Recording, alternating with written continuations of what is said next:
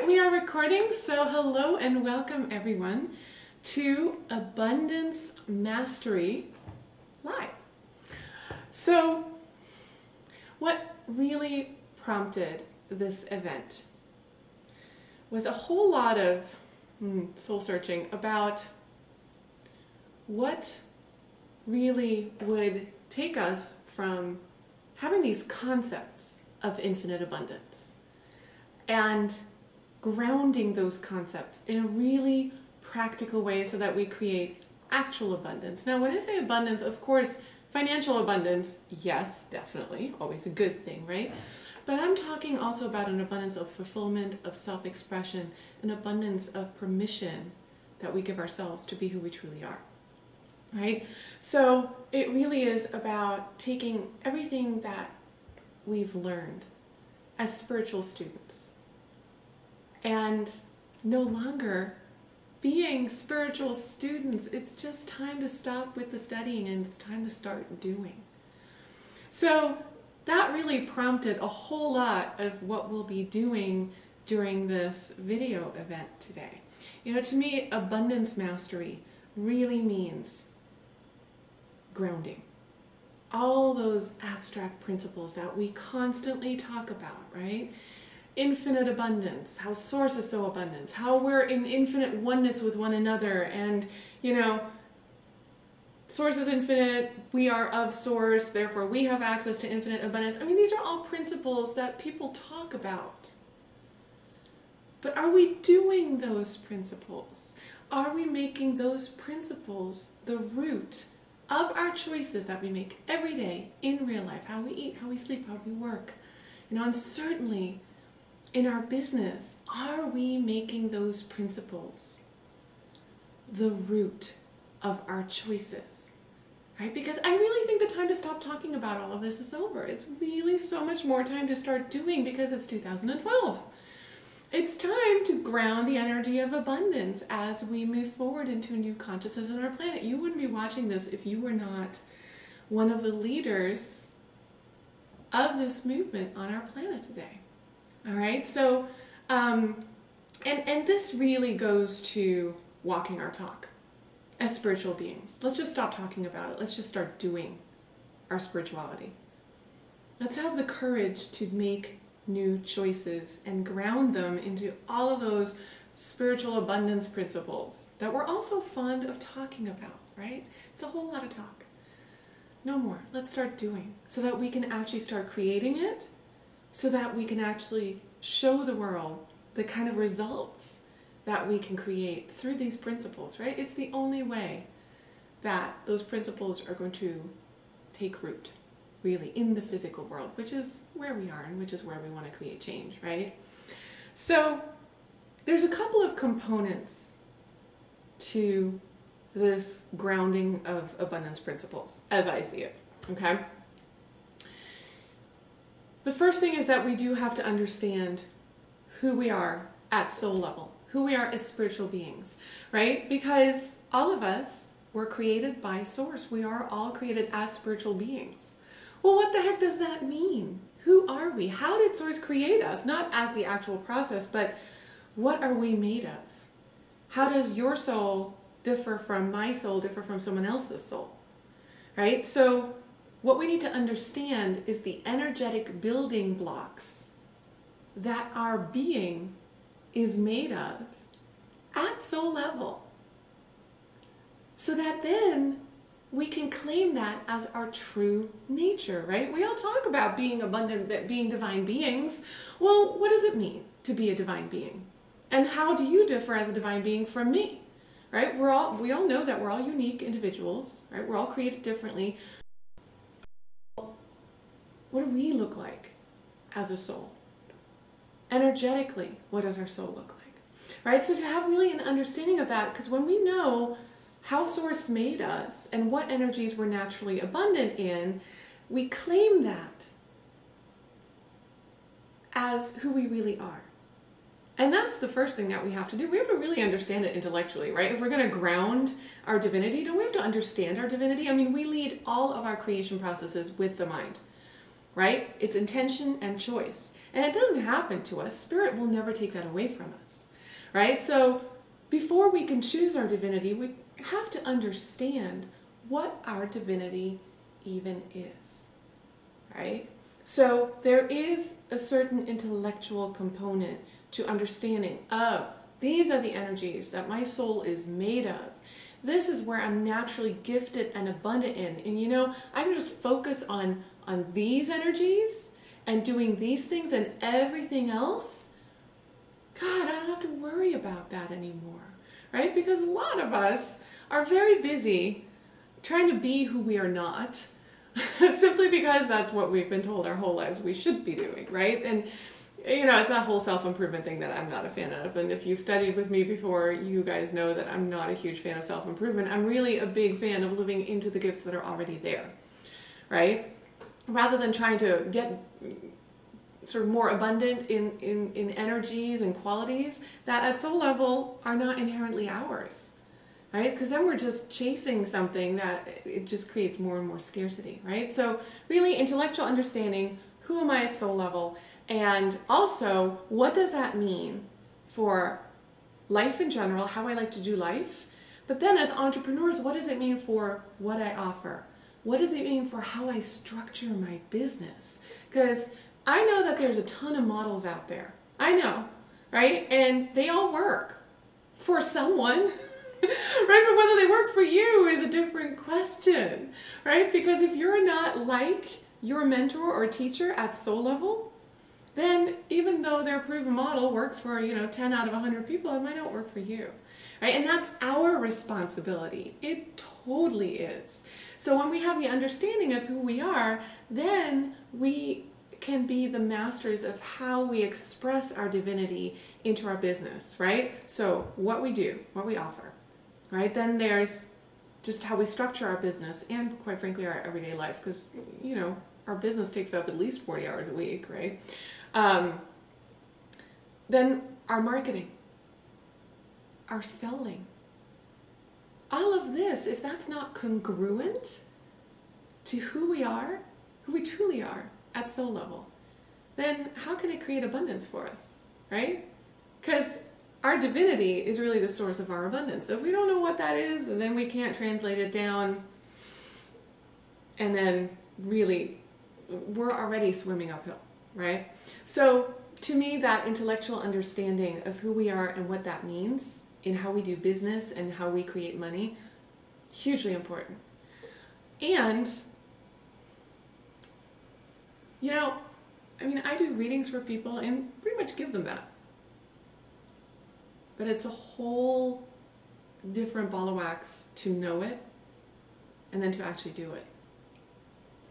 Right? The truth is that most of us, I would bet 99.9%, did not grow up in abundance consciousness. Right? Unless you grew up surrounded by, millionaires who were joyfully doing their purpose.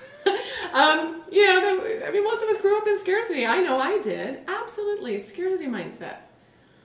Absolutely. Because we don't know who we are. Right? And that's the problem when we don't know who we are as spiritual divine beings. Well, we have to have some sort of identification. Right? Well, if that identification isn't coming from our soul, where is it coming from? Well, then it has to come from the ego. How is the ego shaped? The ego is shaped through the subconscious when we're very small children, right? And then basically we identify as everything that, our parents upheld as being good, school system upheld as being good and right, what mass media tells us we should be, what's convenient for other people, right? Because then we strive to make other people happy. So then our self-identification has so little to do with who we are at soul level, right? So now we have the intellectual understanding of who we are at soul level, but we're not living that yet. So now we have to have the courage to let go of the ego's idea of who we are and start implementing the truth of who we are as divine beings, right? And without actually implementing our divinity into real life, and I'm talking really in the most practical choices, right? What you teach, what you offer, how you work with your clients. I mean, all of those are very practical aspects of running a business, but they're also sacred. There's nothing that's not sacred, right? Nothing. I mean, everything from how you pay your bills to, how you set boundaries with your kids. I mean, to me, it's all sacred, right? And the point of all of this is to make our whole human experience an expression of our divinity, right? And of course, we spend so much time in our business, and it's so important to align that, because when we don't, we're truly miserable, right? It's such a huge chunk of our lives, our work. And it's such a wonderful playground for the expression of who we truly are that, I mean, I don't know about you. I'm not going to do my purpose on nights and weekends. I mean, that's just not what my soul came here for. It's not what your soul came here for, okay? So, part 1, the understanding of our divinity. Part 2, the implementation of our divinity. Right? I can give a reading to someone. If they're not doing anything different based on that information, nothing changes. It's nice intellectual knowing, and unfortunately for us who've been spiritual students, it seems like there's just such a wide gap. Such a wide gap, which is why we're talking today. I guarantee a lot of you know a lot more about who you are as divine beings than you probably even care to admit. Because if you admitted it, you might have to start doing it. Okay, so those two components. Understand your divinity, do your divinity, okay? But there's more to it, because we also have to understand the choice and consequence process. The truth is that you have chosen your current income. You chose it. Whatever's in your bank account right now, whatever credit card bills you have, your entire lifestyle, you chose it for yourself. You did. Now, consciously, probably not. I mean, maybe, right? Maybe, but most of us do it unconsciously. Why? We didn't have the divine identification, right? So then our identification is built on basically our subconscious conditioning that took place when we were children, right? Because we didn't have anything else. And God knows, our parents, I mean, bless their hearts, they don't know themselves, never mind us and who we are as divine beings, right? One of the things I'm so grateful for is that I get to raise my daughter with awareness of who she is as a spiritual being. Thank God, right? So we have to have an understanding, though, of the choices that we are currently making. Now, if you're not creating abundance in your life, then you're making choices based on scarcity. It's that simple. So you can really see the quality of your choices in the results. I mean, it makes sense, right? Make a choice from a place of abundance, you create abundance. Make a choice from scarcity, you create scarcity.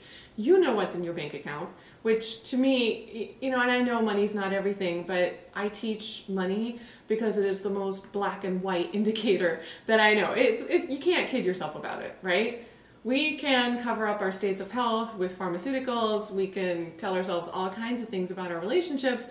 But with money, the numbers are there or they're not, which is why I see money as such a spiritual teacher. All right. And it's just one component, but I love to work with it for its clarity and precision as a measuring stick. How much of our divinity are we doing?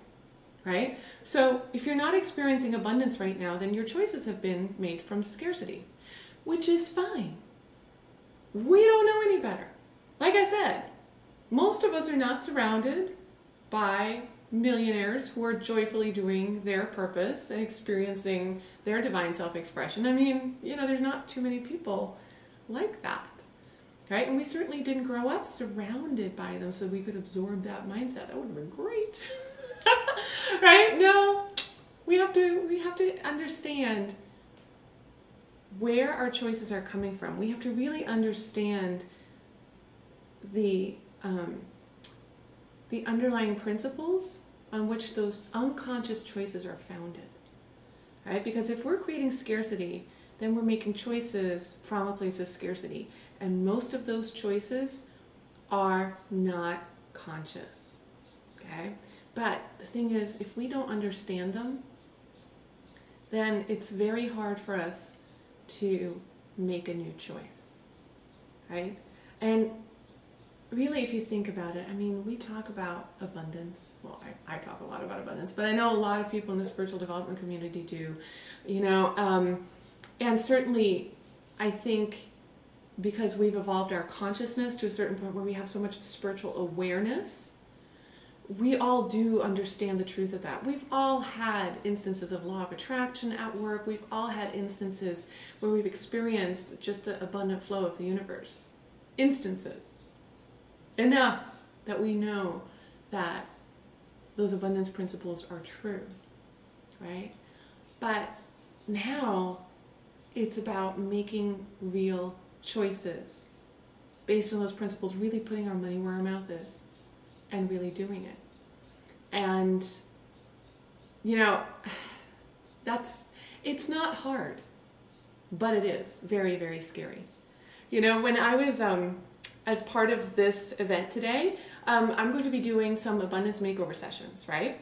For a few of you. Now, I received so many applications for those sessions, and I so want to thank you. It was such a privilege going through them and reading them, and even if we don't get to chat, I actually have something special for those of you that applied, so please keep an eye on your inbox, okay? Because you'll be receiving something from me on Friday if you applied and, we didn't get a chance to talk. So I do want to acknowledge that you did that. And it was really beautiful to go through them, and there were so many common threads. And one of the most common threads was really, I am so scared of putting myself out there, right? I'm scared of putting myself out there. I'm so afraid of marketing myself. I'm so afraid of what people, essentially, why are we afraid of that? Because we're afraid of what people will think, right? So a lot of people who are stuck on defining exactly their niche, the benefits of their work. So all of this, if you look at it, it is grounded in scarcity. Because if we're grounded in abundance, then we would put ourselves out there knowing that there is an abundance of people out there who are thirsty for what we have to offer, right? That if we're in abundance, then we know that, sure, there's going to be people who don't understand what it is that we do and really who don't get it. But we also understand that there's an abundance of people out there who absolutely will embrace us for who we truly are, right? And then there wouldn't be anything to be scared of anymore, right? If we truly believe in abundance principles and start acting like it, then we're not going to hesitate anymore, right? Now, the funny thing is, though, the fear will still be there. It's just because it's new, right? And people always want to circumvent the fear. One of my clients recently asked me for a brave pill. I was like, I wish I had one. I would make so much money. It'd be great. I would dispense it gladly. But unfortunately, there's no such thing. I don't have a brave pill. I wish. But that fear really comes from the fact that we have been operating in scarcity and it's gotten very, very comfortable. It's just gotten very, very comfortable. Right? So now we want to make new choices, and those choices are grounded in abundance. So you have to understand what we're doing here, right? Most people, 99.9% of them, don't know who they are as divine beings and never will. They're certainly not going to do their divinity, right? They are grounded in scarcity consciousness. I mean, look at the world, right? And they're going to stay there. Oh my God. Now we're going to come along and we're going to claim our divinity, do something very outside the norm, because when you do your divinity, what it looks like as a business, quite frankly, it usually looks pretty different. It looks nothing like anyone else's business. I mean, the whole financial psychic thing, I mean, that's all kinds of randomness. It's like a miracle that even works, right? It works because it's me. Because it's very congruent to my self-expression. And I see this with clients all the time. I mean, when we work on their brand and we work on their business and their marketing message and really what it is that they offer and kind of define that, it's very scary, and they also find it that it's so congruent to who they really are. So that's what we want, right? But it usually looks different from what anyone else is doing. You know, not in a marketing salesy kind of, I want to differentiate myself in my marketplace kind of a way. It's just different because we're all different, right? So that already takes courage right there, because then in our family, in our group of friends, we're kind of the weird ones, right? We are. If we're willing to do this and we're willing to walk our talk, it really does make us very, very different from people. And that's why the perception is that it is so difficult, right? Because no one else seems to be really doing it. I mean, most people aren't, right? And then when we come into scarcity consciousness, I mean, if you look at mass media, you turn on the television, I mean, you just listen to people talk in the grocery store, scarcity is the norm. It is normal, and it's accepted as normal. It is not just tolerated, it's completely accepted, right? And it's almost like promoted by the media. I mean, if I have to hear one more commercial that starts with, in these times, and it's like the implication there is like, oh, things are difficult for everybody. And it's like, no, they're just difficult for us because we chose that they'd be difficult for us, right? And we can make a new choice. So now we dare make choices, right? We dare to invest in ourselves. We dare to really live in a way that suits us. Well, from the outside, that can look like we make some really bizarre, out there, eccentric, weird choices, right? And people will try to detract from those. I mean, I'm doing one of those things right now. Next week, I am moving pretty much into what's my dream house, right? And it is a choice that I'm making because if I don't walk my talk, then, you know, I'm a big hypocrite sitting here, right? And I don't want to be. So I'm very committed to this process. Is it scary? Yes, absolutely. And I'm fairly sure that people will think I'm nuts, you know, people like my parents, for example. Okay, and this happens. And in spite of that, if we claim our divinity and claim abundance mindset and really ground those two things in our choices, an outcome of abundance is completely inevitable. We are so safe when we do that. Now, it's really scary before we do it. After we do it, it's liberation, right? And that cycle keeps going, right? So it's always scary, and then we get a little liberated, we get a little more money, and then, you know, we go through the next fear storm. So fear is a part of this process. Like I said, there is no brave pill. I don't have one, right? But we do learn. We do learn. And what happens is that we expand more and more into our divinity. All right? So really know yourself as a divine being. Be willing to do it. Understand your current choices, right? Because you have to understand the scarcity that the choices are coming from before you can make new choices, right? And then we do make those new choices. And then the fifth component, to me, is just practical understanding. And this is sort of where the business strategist in me kind of comes in, right? Because what I see people do is work so hard on their belief system and focus their energy on bolstering that belief system. And then it becomes almost wishful thinking. And then we do things like, I'm going to quit my job and I'm going to just throw myself out there because I believe in the abundant universe and I know I'll be supported. Yeah. You know, people survive that all the time, but I don't recommend it, right? Without the practical underpinnings of understanding how business works in the third dimensional world, right? There's rules.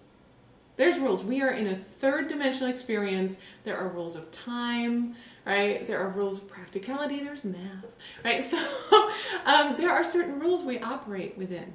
And sometimes what we want to do is we want to shift so hard into our belief system that we run a spiritual bypass on the practical aspects of money and business, and we can't. We can't.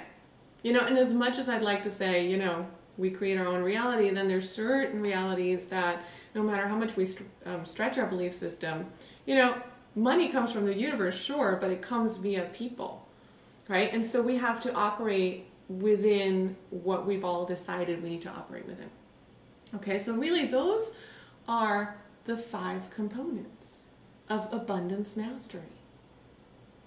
Right? To know your divinity, do your divinity, which means really stepping out into your uniqueness, and that can be scary. To understand the scarcity choices that you've been making so that you can make new ones, grounded in abundance, right? And practical know-how. Just the logistics, the practicalities, the technicalities, you know. I mean, knowing my divinity helps me understand that, you know, I have a love for tools. Hence why we're all sitting here. My love for tools expresses itself through internet technology and all kinds of geeky stuff in video. I study software programs for fun. This is what I do, you know, so yeah. So, but my divinity didn't, you know, help me figure out how to set all this up. Okay, so there are certain practical aspects to just being third dimensional that we cannot ignore. All right, so that is really what we're looking at together. Now, I do want you to know right off the top that I have created a new year-long program that addresses all of this. For those of you that decide that you are no longer going to be doing scarcity, that you are so ready to do abundance no matter what, and for those of you who want a community and who want ongoing support, because that's what it takes. That's what it takes, right? We become so different from everybody we know. And actually, the more you live your divinity, the more that happens, right? And I am so grateful to know my friends who are on this journey with me. And, you know, we live all over the place, but we get together because we need that communal support. We really do, right? So this program that I've created, let me tell you where you can find it here. So right there is the URL for it, and it's called Abundance Mastery Mentoring. It's a year-long program. So there's a lot of components here because what I put together is really what I wish I'd had. Right? So there's actually quite a lot that you get. The first thing that we do is I look into your Akashic record and I read who you are at soul level. And then you get a whole report about what energies you are abundant in at soul level and what that means for what you do, how you do it, how you structure your business, your marketing, and your selling. Okay? Really important. I don't even know how to operate without that understanding. And this is the information I gave people at the Money and Purpose event, and it just shifted their lives so profoundly that I want you to have this. Okay, so I will look into your Akashic record. You get a written report from me so you have it to hold on to forever, right? Then what we're doing twice a month is we're getting together with a live stream, just like this, and we'll be doing what I'm going to show you in a second, which is abundance makeover sessions, kind of like hot seat style coaching, except I've read for all of you, right? Honestly, my favorite way to learn is watching other people get coached, because it's real life information, it's practical, it's grounded, right? And when we watch someone else in the process, it's almost like when it's not us, we are more open to sometimes looking at our stuff than when we're in the hot seat, right? So it's almost, sometimes we're more open when it's, you know, seems to be someone else's stuff, except it's really ours, and we do recognize that, right? So, but I learn tremendously when I watch other people really go through intense coaching processes and really have their ahas, and so that's exactly what we're going to do, and that's what we're doing tonight also. All right, so we've got some of these abundance makeover sessions, and let me tell you, the content in those sessions was amazing. So we're going to do that twice a month. Why? Because consistently you will be reminded of what it means to choose abundance over and over, right? Because in the world, 99% of it makes different choices, right? So that consistent reminder, it's worth everything. It really, really is. So that's twice a month we do that. Now, I find though that there's nothing better than when we come together in person. right? As great as technology is, and I love the internet, God knows, but this program also has 3 2-day live retreats. So we will get together in person. You can all meet each other so that you have this community. Because let me tell you, the people that you meet, they're all going to be dedicated to doing their divinity and choosing abundance. And it's going to be amazing. All right, so we'll get together. Actually, the first one is happening in Las Vegas at the end of October. We already have those dates set up. All right, so those are going to be 2-day live in-person retreats. You don't have to come to all 3 of them, but I certainly hope you do, right? And then there are a couple of other things.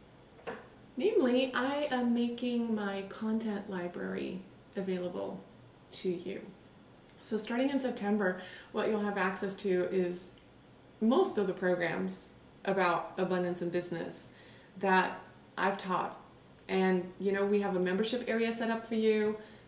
The content is going to be in there.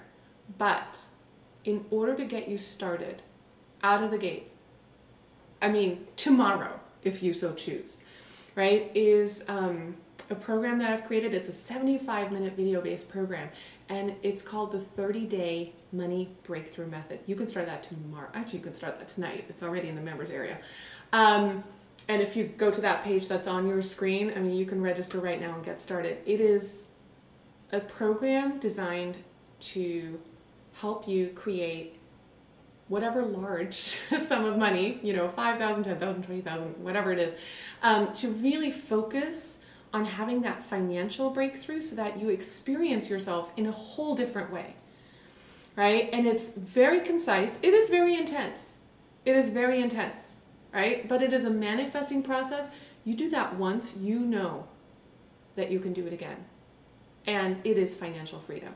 So I really wanted everyone who joins this program to have the opportunity for that kind of a breakthrough and to really understand, like, oh, I can manifest $10,000 in 30 days when I want to because I'm a divine being, right?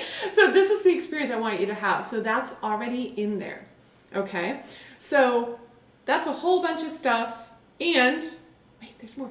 Now, the first 10 people that register tonight, maybe tomorrow, I don't know. But the first 10 people that register after this event is over will also get a one-on-one session with me. So we'll do an hour-long session on the phone as part of this program, and it'll just be you and me talking. We will dive into your divinity. We will structure your whole business for the next 6 months to a year. You know, we can get a lot done in an hour. And so for the first 10 people that register, that is going to be a bonus. So this is a $5,000 program, right? While I launch it, it's going to be $29.97. So it's $2,000 off during this launch, and after that is going to be a $5,000 program. So if this is something that calls to you, please jump in. I think I have a 10-pay set up to make it really, really easy for you. Okay, so it's 2 monthly live streams, it's 3 live events, it's knowing who you are as a divine being, which is worth everything, right? Content library, 75-minute video training to get you started with a money breakthrough, right? So I really put everything together for you that I could possibly imagine you would need. Everything I wish I'd had. And most importantly, you get a community, because we are going to create a Facebook group for everyone so that you really have each other to support each other. This is not work we do by ourselves. It never, ever is.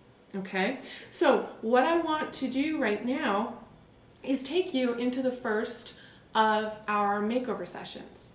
All right? So I really want to thank Sandy and Scout, because they've done an incredible service to everyone by being very open, very transparent, and very willing to show up, and the sessions are absolutely amazing and full of content. And the reason I chose Sandy was because she was very confused about her niche, and I got so many emails about that. That was one of the biggest things that people talked about.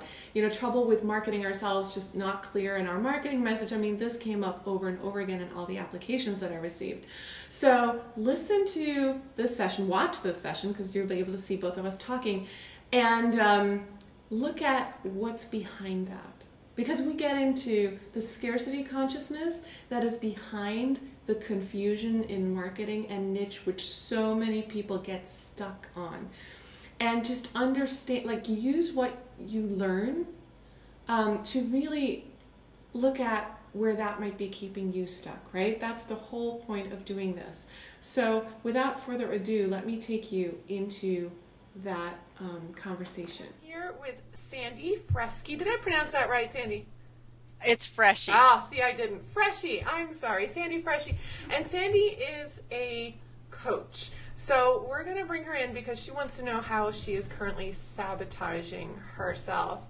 All right. Hi, Sandy. Hi, Andrea. How are you? I'm doing great. All right. Just so you know, we can now see you. We've got you on split screen, okay? All right, so here's what Sandy wrote when she applied for the session, right? She says, so she's got 2 regular paying coaching clients at a discount price and 1 client who's promising to pay and start at any time at a discount price. You know I'm going to be all over you like white on rice with the discount I already pricing, changed right? it. Good, okay. You knew it was coming. It's like, why are you discounting? And then you're saying, I can't see where I'm sabotaging myself, right? And how does the sabotaging yourself manifest itself? Because you started in January. You think you should be further along. Where do you think you should be? Well, I think I should be bringing in more than $400 a month in terms of money and having more than 2 paying clients. So, and I feel that I'm stalled in actually getting out and making contacts or working the contacts that I already have to get people through the door, through the online door, I guess. And that's where my frustration has been. And I am still offering discount sessions. I'll put that up there, but I don't have it set up on my website quite that way. I'm in a program where I have committed to coaching, doing 100 free initial coaching sessions, and that's to jumpstart my business, to get people in my pipeline, and then to get them to purchase a package and continue to coach with me. And so let me just ask you, so basically it's you give them 1 free coaching session and then you ask them to invest, right? Yes. Okay, so they're like free sessions that are designed to sell. Yes. Okay. What are you currently doing to enroll people into? And I call them strategy sessions. Is that okay if we call them strategy sessions, or what? Sure. Yeah. You know, I mean, or it's a free coaching, like an introductory session. Yes. Right. So they're designed, and I just want to explain this to everyone. These free sessions are designed as a sales tool, right? Hopefully. So let me just ask you, what's your conversion rate from? Actually, a couple of questions. One is, what are your current coaching clients actually paying you? They're paying me 50% of my normal rate, which is around like well, it depends on if they bought a package. It's a little less, so it comes out to about $40 an hour, or $40 a session. What is your current coaching package like? If you ask someone to enroll, what do you ask them to enroll in? Well, I have a 12-session package, a 6-session, which is like once a week for 12 weeks or 8 to 12 weeks, and how much is it? It is. Do I remember how much it is? It's $900. Okay. All right. Okay. So really, 12 sessions for $900. Okay. So you're charging about $80 an hour. Yeah, on that package. Yeah. Okay. And what is your conversion rate right now from free session to paying client? Well, in the past month, it's been about 50%, because I think I only did two free sessions. So. Okay, so the challenge really is to get people into your free sessions. I think so. You know, and a lot of my free sessions have been kind of like practice sessions for me up until this point. So I've been grabbing whoever is available, whether or not they want to continue to coach with me, or if they're whether or not they're an ideal client, just to get my numbers and get my practice. So, and I'm feeling like I'm not So wait, so wait, wait, wait, wait. at You're doing these free sessions with anyone who will do it. And then it sounds like you're not actually asking them to invest because they're not really client material, or do you ask them anyway? Yeah. Well, up until recently, and that's probably where the slowdown has come. I was really just trying to jumpstart my thing of doing the free sessions. So I wasn't asking a lot of people to invest because they really weren't ideal clients, or they didn't have the money, and or it wasn't a good fit. The last few clients that I've worked with, I have asked them to invest because they're ideal clients. Okay. All right. So the problem though is getting enough of these free sessions. Getting enough of these free sessions with people that I would really like to continue to work with. Okay. Which is who? Which is primarily women who are have done a lot of personal growth, and they're at a point where maybe they've outgrown what they had planned for themselves, and they're ready to start something new, and it's not so clear what it is. That is a very fuzzy description. So if you had to narrow it down to, I help X kind of person do, very specifically outcome. The outcome of working with you is? Oh boy, this is great. The outcome. Well, I help women who are, I don't know, who want more from their life, who want to create something new and more fulfilling in their lives, to have the clarity, confidence, and direction to be able to do that. This is where you're sabotaging yourself. Okay. It's just not a clear enough direction. It isn't. Because, when you talk to people, they don't immediately identify as your market. Right? And right now, how are you looking to engage people into strategy sessions? Where are you looking to find them? Is it networking? Is it online? Is it? Oh. It's okay.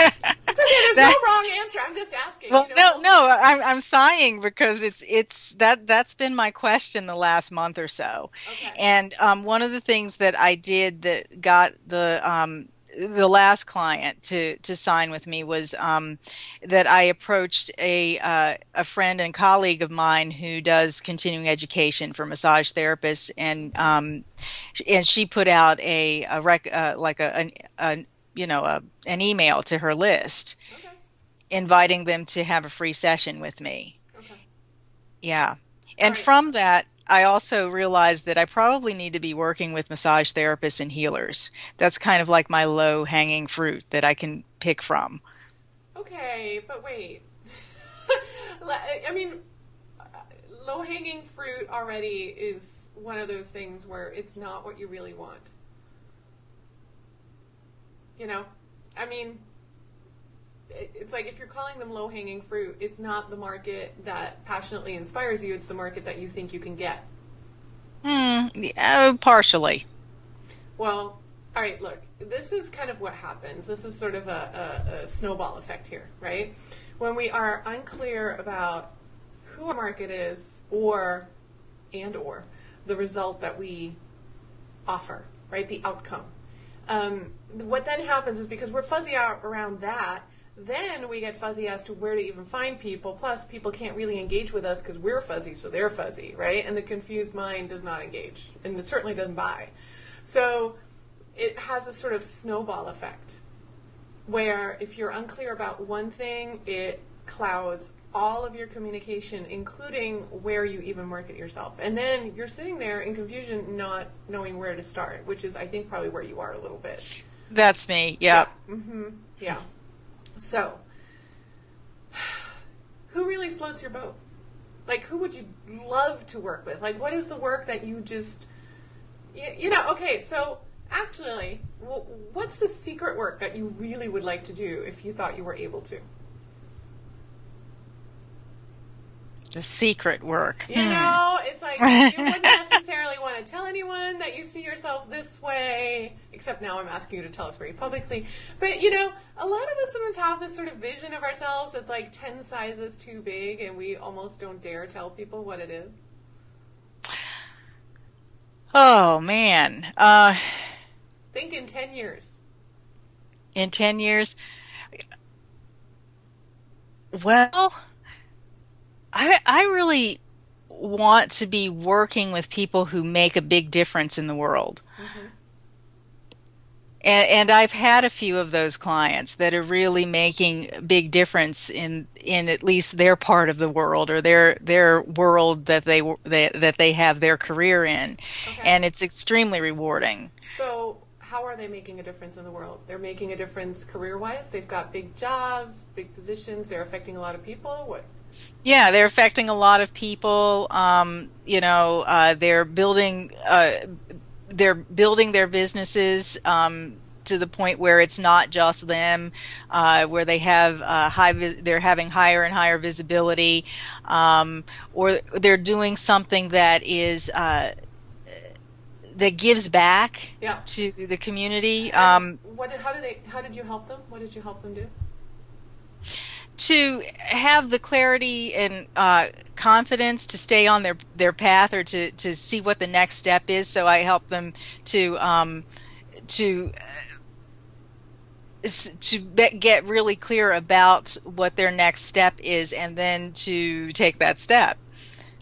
Okay, you know what you're doing? You're doing inner wisdom coaching for women leaders. Okay. It's true, right? That's a little big for me. Oh no, it's a little big. Oh no, give me the low-hanging fruit. Give me the low-hanging fruit. I have to write that down. but seriously, you've already done this work, right? Yeah. Yeah. Did you get paid for it? Yes. Okay. I haven't done a lot of it. No, that's all right. If this felt safe and comfortable for you, what would be the point? Okay? Our market has to be a little big for us. It has to. This is how we grow. And let me tell you, I distinctly remember when I started working on money and business, I was like, oh my God, do I have any value to add around this? It's like it took me forever, and now I'm always surprised by the level of business people I can talk to where I have a lot of value to add, right? So you have to claim for yourself that if you have the desire and the passion, there's a reason for that. You wouldn't have the desire if you didn't also have the ability. Okay? The desire is not there as a carrot that your soul is dangling in front of you and then going, no, you can't have it. Okay? And the thing that you're really gifted in working with is this balance piece. And the balance is actually, for you, the way it comes out in coaching is helping people really come back to helping these women come back to what they know is true on the inside, right? And balancing that with all the outside influences that are pulling and pushing at them, right? Because they're in leadership.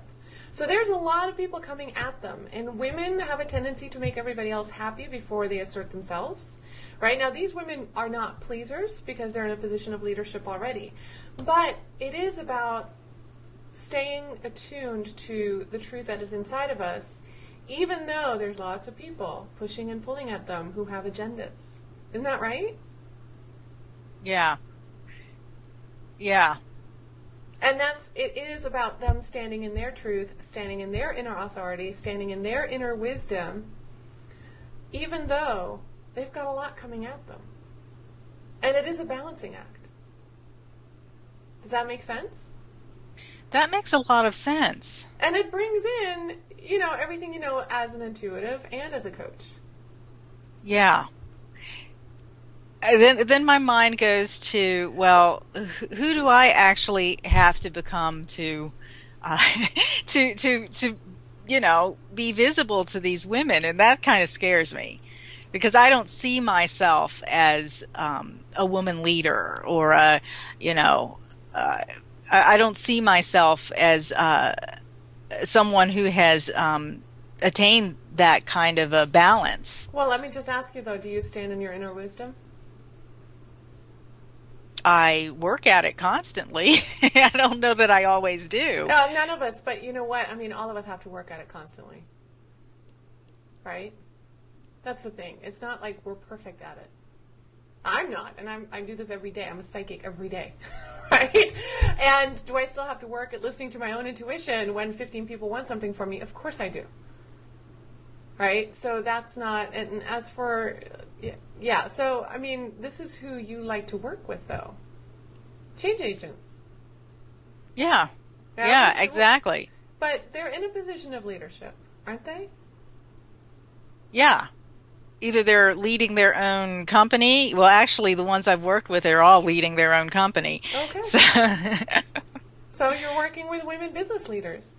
And you know, I mean, there is a lot to be said. Now, here's the thing, right? When we say women business leaders, what jumps into our heads are like these Fortune 500 CEO types, right? Well, that's not necessarily true, right?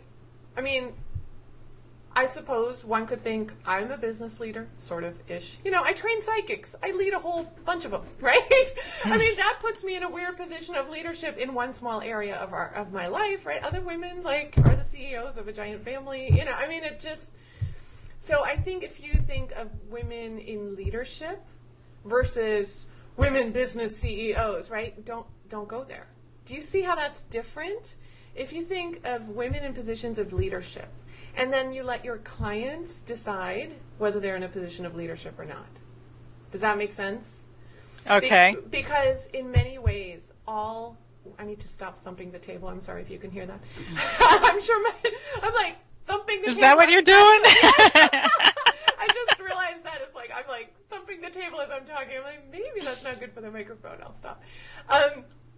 So it really is that when a woman sees herself in leadership, that's when she becomes your client. Now, she could be leading a team of 3 people, right? She's still in a position of leadership, right? I will tell you, when I created my intuitive healing modality, I was completely freaked out. Completely freaked out because it was like, who am I to do this, right? So, I mean, we assume positions of leadership bit by bit by bit, right? Whether it looks like big leadership or small leadership from the outside, it doesn't matter. Because we're still working to change the world, right? And it's an incremental shift. So you don't necessarily have to catch people when they're running a company with 2,000 employees, right? They could be running a company with 3. They could be hiring their first team and totally freaked out about it, right? So does that make sense? Yeah, that sits with me better, I Yes, guess. I know. You know, because I envision the woman in the suit and the high heels, which I guess some of them are, but Sure. and here I am sitting in the comfort of my own home in shorts or whatever I'm wearing, and I'm expected to coach women like that. I don't know, but that makes it more easier for me to step into. Yeah. To take all of the stereotype away from it. Yeah, you have to. And that's why I'm saying women in leadership, not women business leaders, not women CEOs, none of that. Women in leadership. And it's inner wisdom coaching. And you're not telling them what to do, you're helping them come back into their own truth, which is what a coach does. Right? Right. Now, here's what I can promise you. Clients, you will be ready for the clients that show up.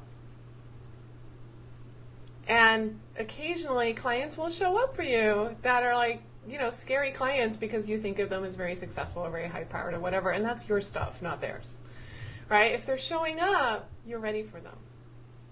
Okay? And that happens all the time when we are ready for, I'm going to say more high level clients, then they show up. Right? And I mean, we all go through phases of being freaked out by the client that shows up because we're like, oh my God, can I serve this person? Can I work with them? Right?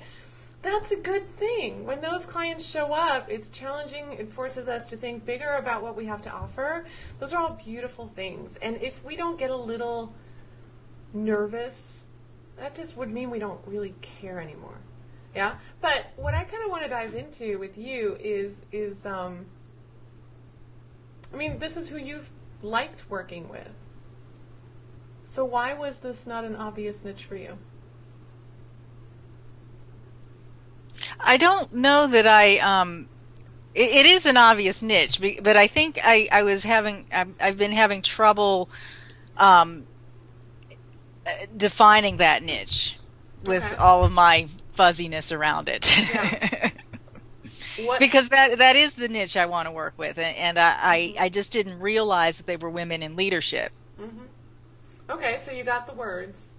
I still want to point out that the fuzziness has something to do with you're not entirely sure either of, I don't know, is it that you don't know that they would value you? Or, I mean, usually when we have a lack of clarity around our market, it is just a manifestation of something within us that we're not sure about. It's almost like we're unclear about ourselves, and so we project that outside of ourselves. So I'm just wondering how you feel about the value that you bring. Well, I guess I don't feel that I bring a lot of value, because when I coach women like that, it's really easy.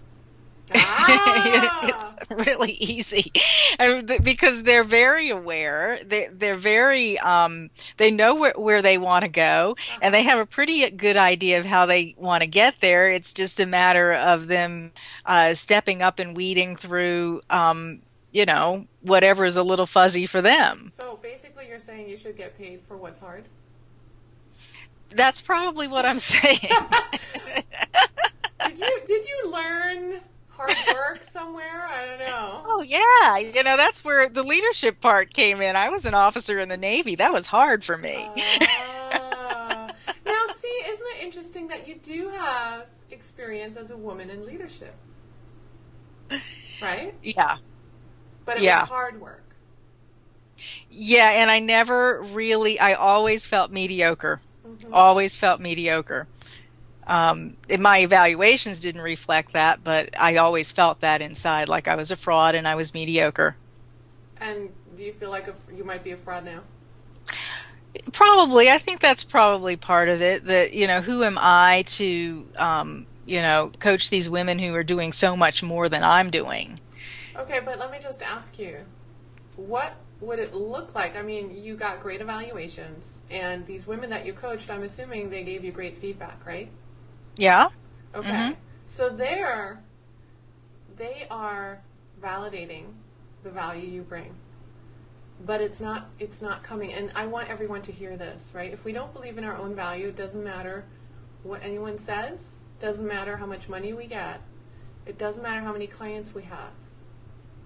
If we don't believe it, we don't believe it. So what would it look like to you to believe it? Whose approval do you really want?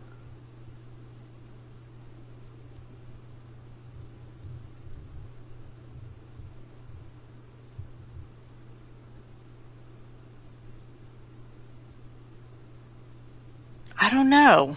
All right, I want you to think back when you were a kid. Were you good enough? No. No. No. So whose approval do you really want, mom or dad? Probably both. Yeah. So what did that look like, the lack of approval? Just not a lot of attention or actual criticism? Not a lot of validation, and at times a lot of criticism. Okay. Yeah, so nothing you did was good enough. Yeah. Yeah. So you have to be extremely conscious now of not bringing a need for validation into your business. Okay. Because you will, that's a huge lack mentality, right? When we come from a place of need, I need validation in order to believe in my value. Well, you know, what you'll get is this, I mean, the universe will give you a greater and greater need for validation, which oddly enough can look like a functioning business, but you'll be miserable, right? Because the client will show up, but then you'll feel exactly like you just said, like you're still not sure that you did a good job, and you're still not sure you deserve the money, and then eventually, you know, you will sabotage. Does that make sense? Yeah. Yeah, Right? it makes a lot of sense. So you're coming from a place of I need to, you know, I mean, and we all need that. That's a basic human need to feel valued. And especially, you know, when we grow up with critical parents or absent parents, you know, that sets up a pattern of need that that then we seek to fulfill, but we seek to fulfill it from outside of ourselves. So where I would like to go with you is, what would it look like for you? How would you treat yourself differently if you knew without a shadow of a doubt how capable you are? What would you do differently? Not if you believed it, but just let's say if I would charge more money. I Okay, mean, how that's much? the obvious. How much? Uh, First thing that comes to my mind is $300 a session to Good. start. Yeah. Yeah. I will. I mean, Yeah. that's right off the top of my head. Yeah. So you'd have like a 12-session program that's $3,000, right? Because you discount it a little bit with a package. Yeah. Yeah. Okay. So your 12-session program is $3,000. That's a good place to start. Okay. The next thing is, how would you show up in terms of marketing? Because I think you're probably reluctant to market yourself because you didn't have a clear message, which is a great way to not market yourself. Well, I don't know. I don't know that I'm really reluctant. It's just that I'm not unsure about because of not having a clear message, unsure about what to say Okay, or how to say it. I'm going to totally call you on that, right? Because here's the way it works. If I'm not clear on what I'm really offering, then I also can't really go out and tell people, here's what I offer, right? And so that ends up fuzzy marketing. Now you can say, what? I'm totally comfortable putting myself out there, right? Except if you were, you'd have the clarity, right? Because what this is a game that the ego plays with us, right? The ego creates fuzziness out of resistance. And that way, sure, we feel comfortable going out there because we know that our message says, you know, nothing. And so we never have to deliver on anything because our message says nothing, right? That's true. That is so true. Yeah, it's a game. It's a total game. And so, and I love that we're having this conversation because it's a game that for a lot of us, our ego plays. It really does, right? And it's okay. We just have to acknowledge that the fuzziness in our marketing, the I don't know my niche, I can't get my message right, it is never because we don't know who we're here to serve. You knew who you're here to serve. You were just scared of who you're here to serve, right? Because serving those people, you would have to allow yourself to be good enough. Make sense? Yeah. So how do you think you would show up in your marketing if you trusted in your own value?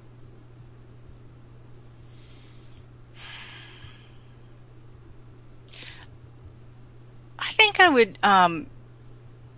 I think I would show up more authentically, and not be so concerned about how I appear, and just be real. Yeah.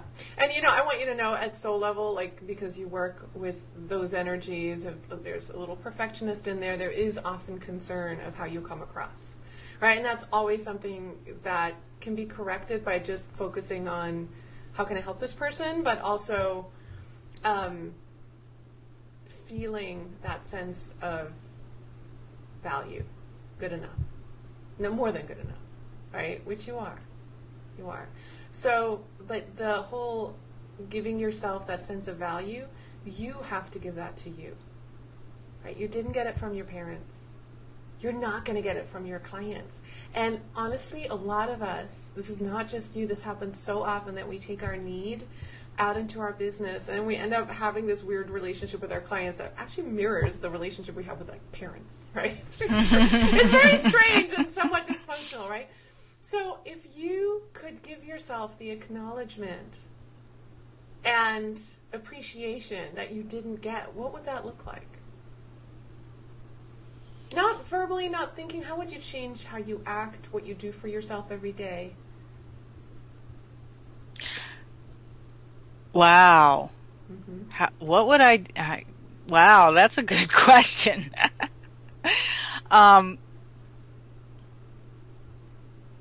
I think I would be less, I would feel less pushed, or like I had to push myself to, run my business, answer my emails, think about where I'm going to do my next networking piece and all of that. And I would just allow myself some time to relax and live my personal life in meaningful ways, and then allow my business to come around that. Okay, so here's what I'd like you to do, because you do thrive on balance and harmony, and you need to create that.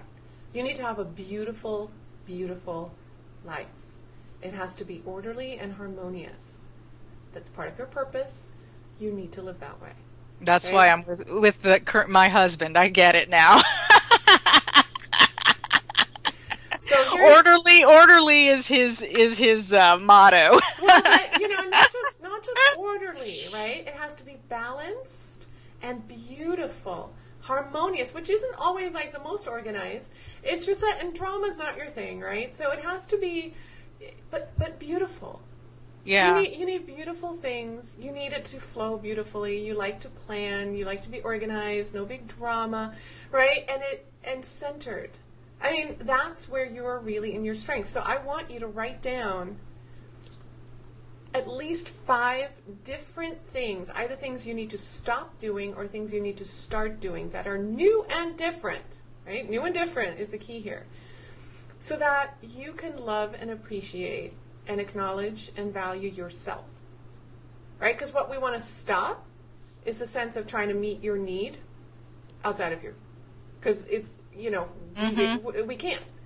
And trying is what a lot of us do in business, and we become like these bottomless pits of need. And then when we do need marketing, where it's like, value me, acknowledge me, and then it gets really obnoxious real fast, right? So it's like, first it's like fill our own well, always, right? So just understand that that's where that reluctance comes from, to really go out there and market yourself in a way that's clear and benefit-laden, right? Because I looked at your website, it's very fuzzy, right? It's very fuzzy in the message. So now you can change that. And now when you go out, I strongly suggest that you work, that you do some speaking. I knew you were going to do that. Yikes. Yeah, come on. Secretly, you want to. Not really. I bet not a lot of speaking. I could do a little. And actually, I was thinking about that, of doing a little BNI, work with BNI or something like that, to get me up and speaking in front of people about what I do. And here's the focus for you is women in positions of leadership. Now, you can talk to any kind of women's organization out there. You can talk to, mom organizations, mompreneurs. You can also talk to women in business.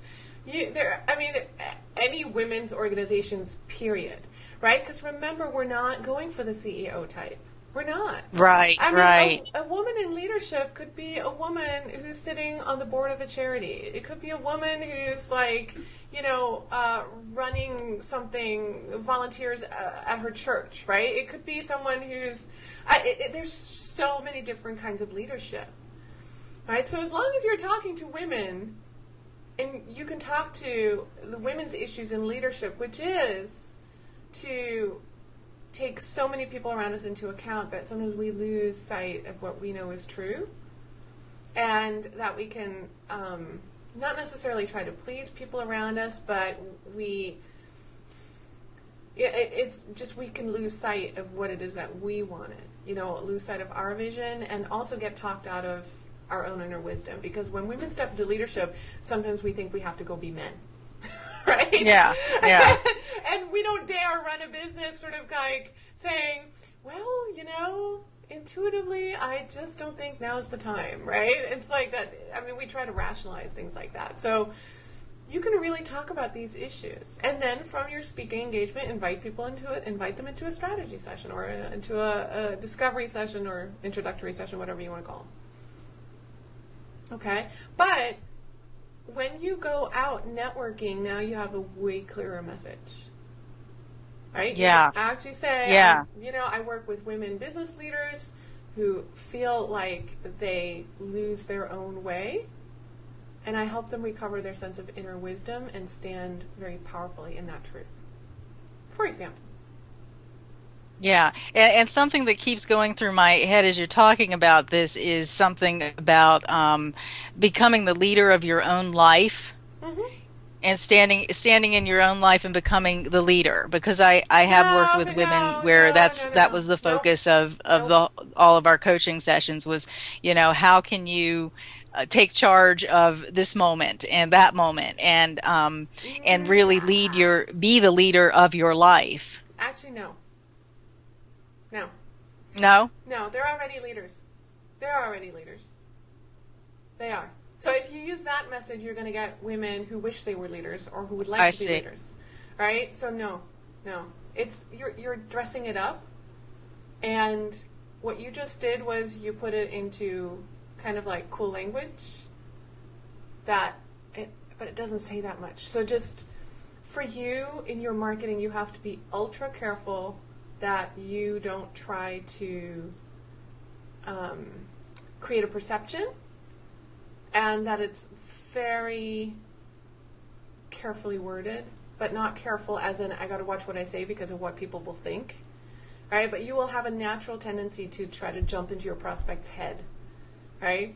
And what people think of you is none of your business, right? So that one's hard. That one's hard for you, okay? And because it's all about, that whole how am I perceived and I got to be perfect and I got to do better. That sort of will translate itself into wanting to do externalized marketing, right? And that doesn't work. So literally take some of the language of what I said today, write it down, mm-hmm. Really like try that, but also don't try to impress when you go out there. Don't try to create a perception, just go back to what's true for me about this work, because you've had experience in it. You've worked with these women and it's fun and it's easy. And you love that, right? So if you think back to those clients and just speak from the truth of that and don't dress it up. Make sense? Yep. Yeah, can you tell what I mean by like the desire to dress it up a little bit? Yeah. Make it pretty and embellish cool. it and all of that. Make it catchy. Catchiness. Yes, catchiness in marketing and make it sound kind of like it's cooler or just more valuable, right? We have to be really careful with that. Best marketing is like honest, transparent, to the point. And you don't want to get too tactical about anything you do, right? Because you're a very educated entrepreneur, right? You know a lot. You just haven't put it into practice. And because you like to do it right, that's what happens, right? So then we're like, oh, I know how to do this. Here's how it should be done. And what we sometimes lose is the authenticity. Because honestly, like a sales conversation is just a conversation. It's just a conversation to see how can we help this person. That's it. If we can help this person, we make an offer. Done. There's no tactics. There's no, tricks and little sales, techniques. No, we don't need any of that. We don't. Does that make sense? That makes sense. That also makes it easier, I think. Yeah. As long as when I get my basic words down, I think it will be a lot easier and a lot clearer. Yeah, I think you would just work really, really hard right now, and you sort of go around 3 different corners in your brain before you say something. Right? It runs through 3 different editors, right? And you can just let that go. It'll be like a huge relief. It's like, just, what do you think? Say it. No filter. That one's going to be hard for you. Yeah, so, that is going to be hard. So when you write, are you a wine drinker? Am I a wine drinker? Uh-huh. Yeah. Okay, so do this copywriting exercise. Have a couple glasses of wine. Okay, that sounds great. And then write the copy that you would never want anyone else to see. Okay, that sounds wonderful. Okay, it's a great exercise I recommend for like if we overthink our copywriting. It's like have a couple glasses of wine, not that I'm, saying go get wasted or anything, but just it's just like where we're relaxed and a little tipsy, and it's like it's funny, right? In vino veritas. So yeah, exactly. So and then write the copy that's kind of like smirky, funny, and over the top, and you would never post it that way. And please, not at 10 o'clock at night. Don't get the urge to post it. Yeah, don't have that glass of wine that takes me over that edge. No. I mean, sometimes I think of really funny things that I would love to call stuff, and it's like, no, I'm not going to do that. But it's fun, to think. So, but it still gets the truth out. It gets your truth out, and that's what we really need to do. Okay.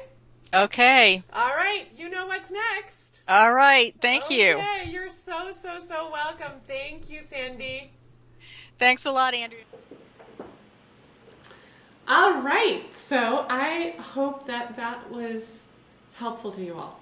And what I hope this really illustrates is how, everything that manifests itself in our business that's not working, like I don't know my niche, I don't know my marketing message, any kind of patterns that are not abundant, they have a root in scarcity consciousness, often that we learned, and then also we perpetuate that scarcity because we don't understand where abundance really comes from for us, right? So it's both. We have to understand the scarcity choice so we can make a new choice. Then we also have to understand the root of abundance and where that would come from, right? For Sandy, it's all about like helping people step into that inner place of balance, right? Which is why she's attracted to work with leaders.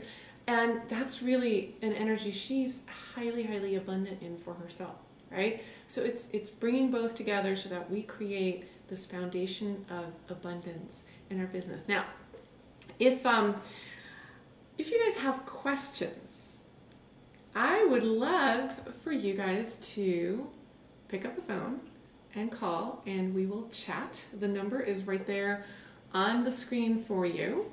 All right, and that actually does allow us to talk live, and everyone else will be able to hear us talking. Okay, so you can just call in if you have questions, and some of you may not have questions. That may have been already a lot of information to take in, right? So there is always this root that we really have to ferret out where, if we're going to create money in our business, we really, really have to do that by creating abundance within ourselves first, right? Often we're so terrified of what other people will think. Well, that comes from a scarcity consciousness that arises from something we didn't receive growing up, okay? Very frequently. So it really is very important to realize where the root of these kinds of behaviors are.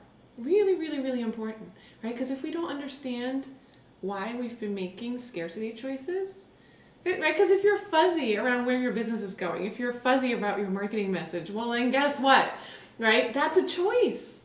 Now, the ego does create these crazy patterns, right? And this is really where the consistent support comes in, and watching those kinds of conversations.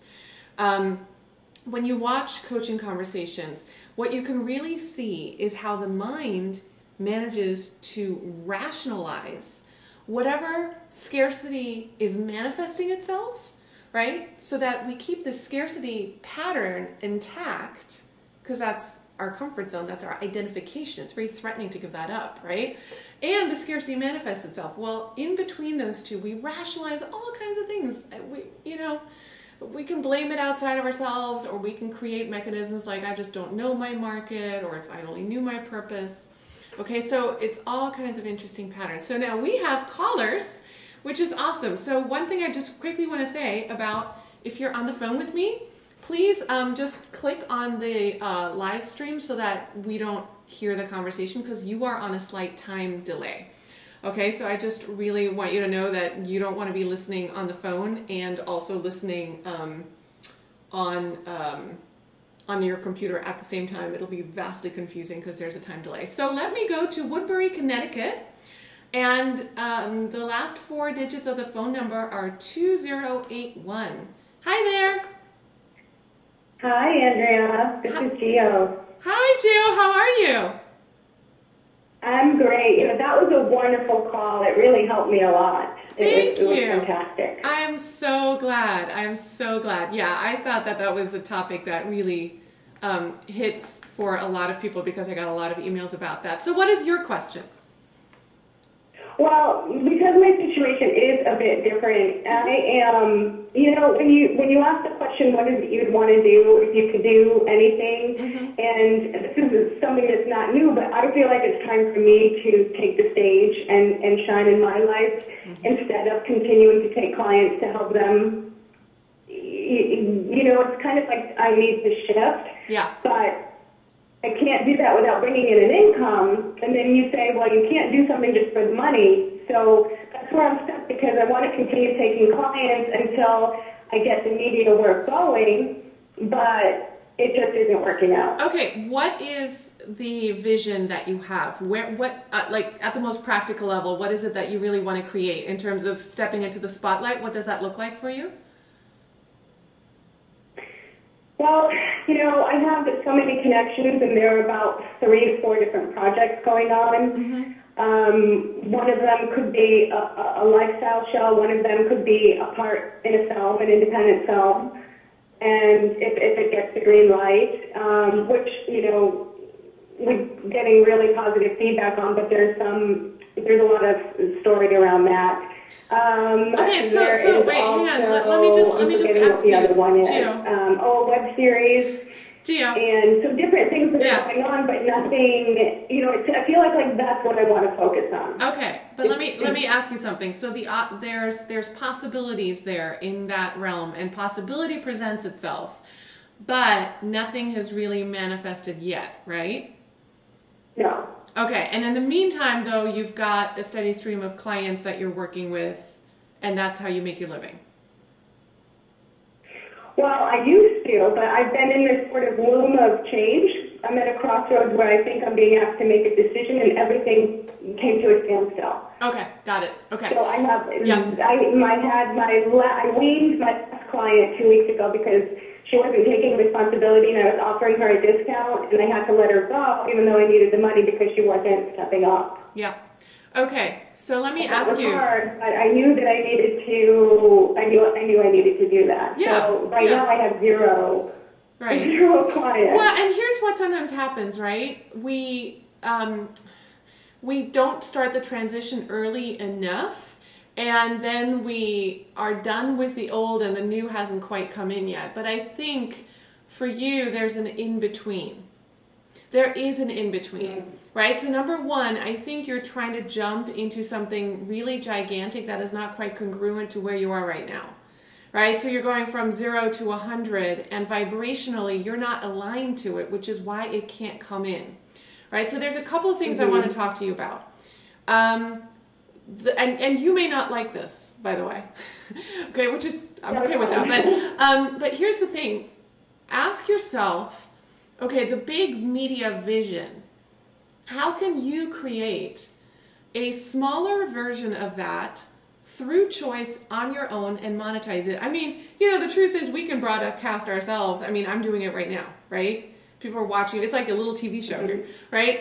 And so I think what you need to do is step out by really making new choices, step out, put yourself into some sort of spotlight situation in a bigger way than you have before, but something that you can choose to do where there's no waiting. Because I think right now the media thing is there's a whole lot of waiting for projects to come through. And I mean, I know just a little bit about that world, and there's a whole lot of pieces that have to come together and be congruent before anything happens, right? I mean, there's a lot of moving parts. And yeah, the strangest thing though, all the synchronicity, it's amazing because I was, living in New York just recently. I'm just staying with family right now for a little bit, but everything was meeting actors and actresses in film. And or directors or writers, and it's been that way for years. Yeah, and it is, but you have to understand too that you're not vibrationally aligned to it yet. Right, you're not, or it would manifest itself. I'm right. here to finish up completion. That's why I was in New York, and I'm doing that here with my first right. family. So right, I am not at this moment. No. Yeah, and what I'm saying is, do something that is, first of all, that you can do on your own because you choose, right? Where you don't have to wait for anybody. And then do something that is aligned. So for example, that could be like doing some live stream events of your own and teaching some stuff and like putting some video series out there. And, you know, even if it's like a YouTube channel. And I know that that sounds like it's not enough, right? And it's not what you want. But what you want to do is move into the direction, right? So remember, it's a responsive universe. You have to go first, then the universe responds. Right? So there's something that you're not yet willing to step into that is disallowing those opportunities to be made manifest into actual realities. Right? And so you really have to make some brand new choices. And I'm really, really picking up for you that that's like kind of, you know, media. I mean, we all have access to broadcasting ourselves, right? Like I said, I mean, I'm doing it right now. So doing something along that line. Because, and it's not so much about that creating money for you, but that putting you more into alignment at the level of action with what you really want. Okay, so, and do something that feels a little bit scary to you in terms of what you would be putting out there, right? Where it's got to feel a little bit frightening and really exciting at the same time. So take on a project that you can put out into the world that's yours, where you don't have to wait on anyone. And does that make sense? So like a bridge between where you are and where you want to be. And you can put them on my website? For example, sure. But it's got to be a little scary. So I think you've got to go a little, I'm not understanding. I mean, see, the part that I incorporate in my work, I have two different things, which is synergy work and beauty work, because I used to work in the fashion industry, and I love beauty and luxury and lifestyle. But I'm also very much about being a change agent and, you know, the evolution of humanity at this time on the planet, and people really waking up and becoming the best that they can be, and everyone taking responsibility for themselves. So I love to do something that incorporates both of that. So I was going to do a series of videos for Be Your Beauty, but then I just wasn't feeling it anymore, and I've had a hard time getting anything going because, and like you say, you can't do something for the money, but No. You know what? You do have to do that video series. You absolutely do have to do that. That video series that you just mentioned, do it. Absolutely. Then I wasn't feeling it anymore. That was resistance. That was absolute resistance. All right. Well, see, the Be Your Beauty felt in the past because that's what I've been doing, and I'm in this void, and the synergy work feels like it's the future, which is the working with actors as well, because I also want to have, work with creative artists. I love to work with creative artists. But you know what, their though? inner core and working with the shadow and finding their balance when they take on, extremely difficult, psychologically difficult or dark roles. Sometimes they have a hard time. So that's what I want to do too, and that feels more like the future, like you're saying. So you know what, though? Don't leave it out. Kind of change the vibration of Be Your Beauty and bring it into the now until I'm ready for. You know what, though? The media and the synergy work. You know what? It needs to first of all be both. You can do everything you just talked about, plus bring the beauty piece in, right? You don't want to leave it behind because it is a huge part of who you are and what you value.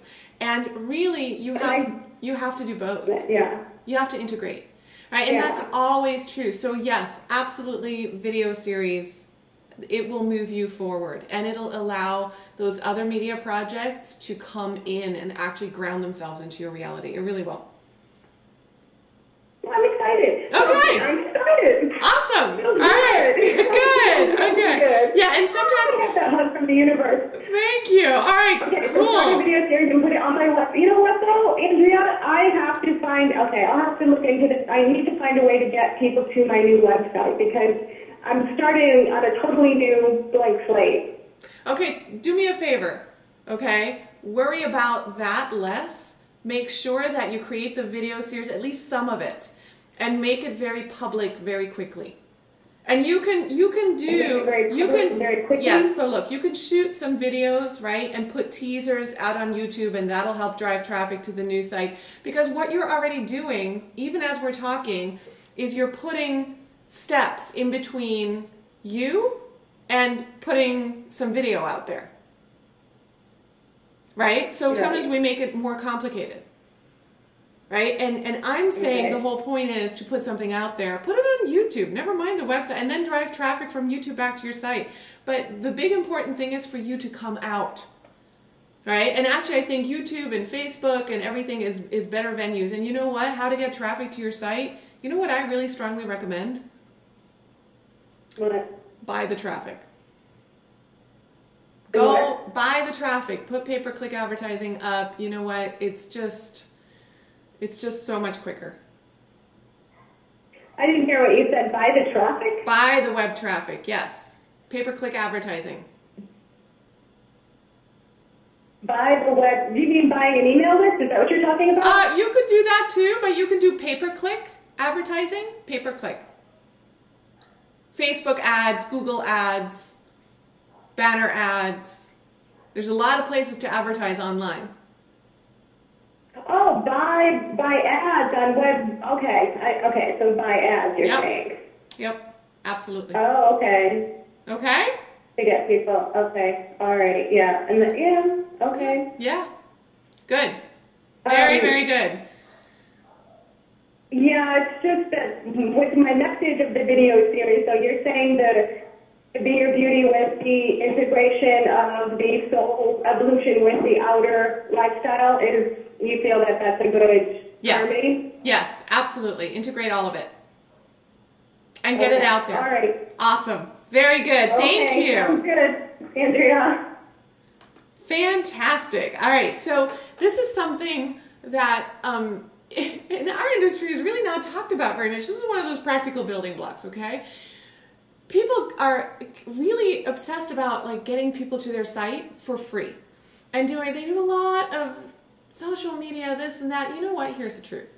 If you have a site that takes people through a process which ends up making you money, then, this is business. You can afford to pay to drive people to the site. And it just really saves you so much time. I mean, if you get 100 people to subscribe to something on your site, and then you take them through a video series, or you take them through a series of emails, and maybe then you engage with them in a conversation, and then you make them an offer and they buy, right? Well, why wouldn't you spend $10 to get a client where the value exchange is $1,000, right? I mean, that's just good business. And yet, somehow, people are very, very reluctant to invest in web traffic. And it's a huge mistake. And my God, I don't want to study SEO, right? And if you can't afford to hire someone for SEO, that's the other way to do it, right?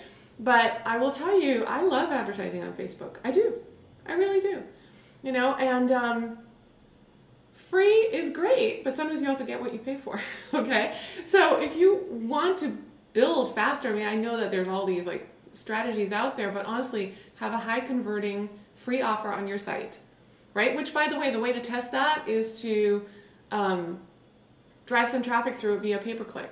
So then just invest $50, put some traffic towards your site, make sure it sticks.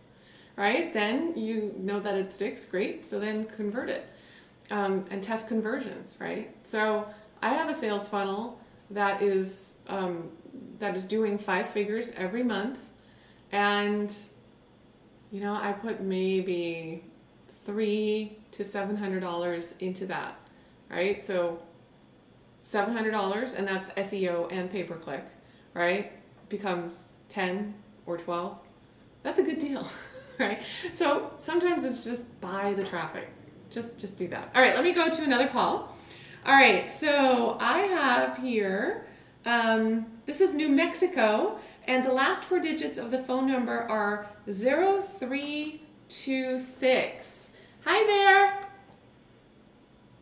Hi, Andrea. How are you? Good. How are you? Good. Thank you. Can I have a couple questions to ask you about? Yeah. Tell me your name real quick. What's Linda? what's your name? It's Rhonda. Oh, Rhonda. Great. Hi, Rhonda. Can you hear me? Yep. Yes, Rhonda. Yeah. I just had a couple questions. If part of the program includes email accessibility as far as questions, or if it's, really the 2 calls per month. Okay. And then also if we're not able to go to the live events, whether there will be any, the retreats, whether there will be any kind of recording of them. Okay, so I'm going to record portions of the retreats. Yes, but you know what? It's going to be portions, and you know why? Because if I record the whole thing, you will all stay home. Okay, and that's just what happens, right? So there won't be a retreat. If I record 2 days, people are just going to be like, I'll just watch the recorded version. It's not the same, okay?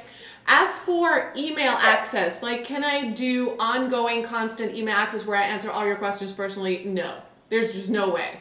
That I do that for my private VIP clients that are with me, and I can't do it for a group of 30 or 40 people.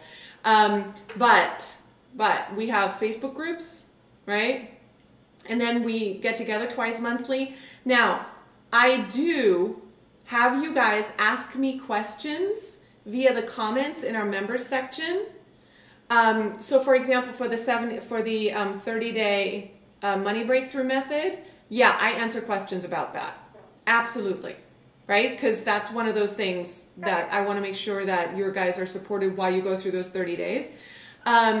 Also, you can write in your questions so that I can answer them and address them during the live stream, right? But do you have ongoing email access to me? I can't. I would hate my life. Okay, so that's one thing I can't do. Yeah, I wasn't asking about direct email access, but like in sort of a group email where you kind of post questions. Yes, that kind of thing. Absolutely, we will have that. Yeah. That's an awesome question. Thank you. Okay, you will have that. Yeah, absolutely. All right, cool. Thank you for letting me clarify that. Thank you, Rhonda. All right, let me take one more call. Let me go to Tennessee, and the last 4 digits of the phone number are 6464. And by the way, this is kind of what we'll be doing, although I think I'll eventually have you guys talk to me on Skype so that we can see each other, right? Even during the live broadcast, I was just a little scared of how the technology would work, to be honest. It's like, I'm a geek, but we got to test it out. All right, this is in Tennessee. Hi there. Hey, this is Sandy. Hi, Sandy. How are you? Yeah, it was interesting playing back my video, my makeover. Yeah, good. Yeah, because I heard you said balance, and I heard change. Oh. and I realized it's probably because I have such a hard time with balance. Yeah. You know what? It's because balance to you feels, it's actually that I'm not good enough, right? So it doesn't allow you to rest. So it's actually that I'm not good enough that doesn't allow you to be in your natural gift, right? Because one is creating scarcity, the other one is abundant, right? So as soon as you stop trying to be better all the time, you'll find that actually the way you move forward is very beautiful and harmonious. Interesting. Yeah. And I resist that. And so it was really great to hear it, to see it played back again, because this time I took notes, and I could feel where my resistance was to that, and I think that you're absolutely right, so I just wanted to make that comment. It was just that's really awesome. funny to me. And yeah, that's great. And you know what? The whole topic. What you're illustrating so beautifully is what I say about the consistency, right? We have to hear this stuff over and over again, constantly, right? Because we do have a lot of resistance to abundance, and that's just because the way we kind of, made our choices is so rooted in scarcity that it really is a shift. And I know how I am. I sometimes don't hear things until I'm ready, right? So there's a vibrational shift, and it's funny to me sometimes how people like in our industry go teacher shopping, right? And they go mentor shopping. the funny thing is, it's like often that we're not ready to hear certain things, right? So I love that you illustrated that, Sandy, because it really is that, you know, that resistance sometimes doesn't allow us to actually hear who we truly are. Yeah. Yeah. Yeah, and I just have to take that and ponder it a while, but the truth is really, has penetrated deeply about that. Yay! I love it. Well, don't ponder it too much. Put it into action, remember? Put it into action and then see what the result is. Right? So if we just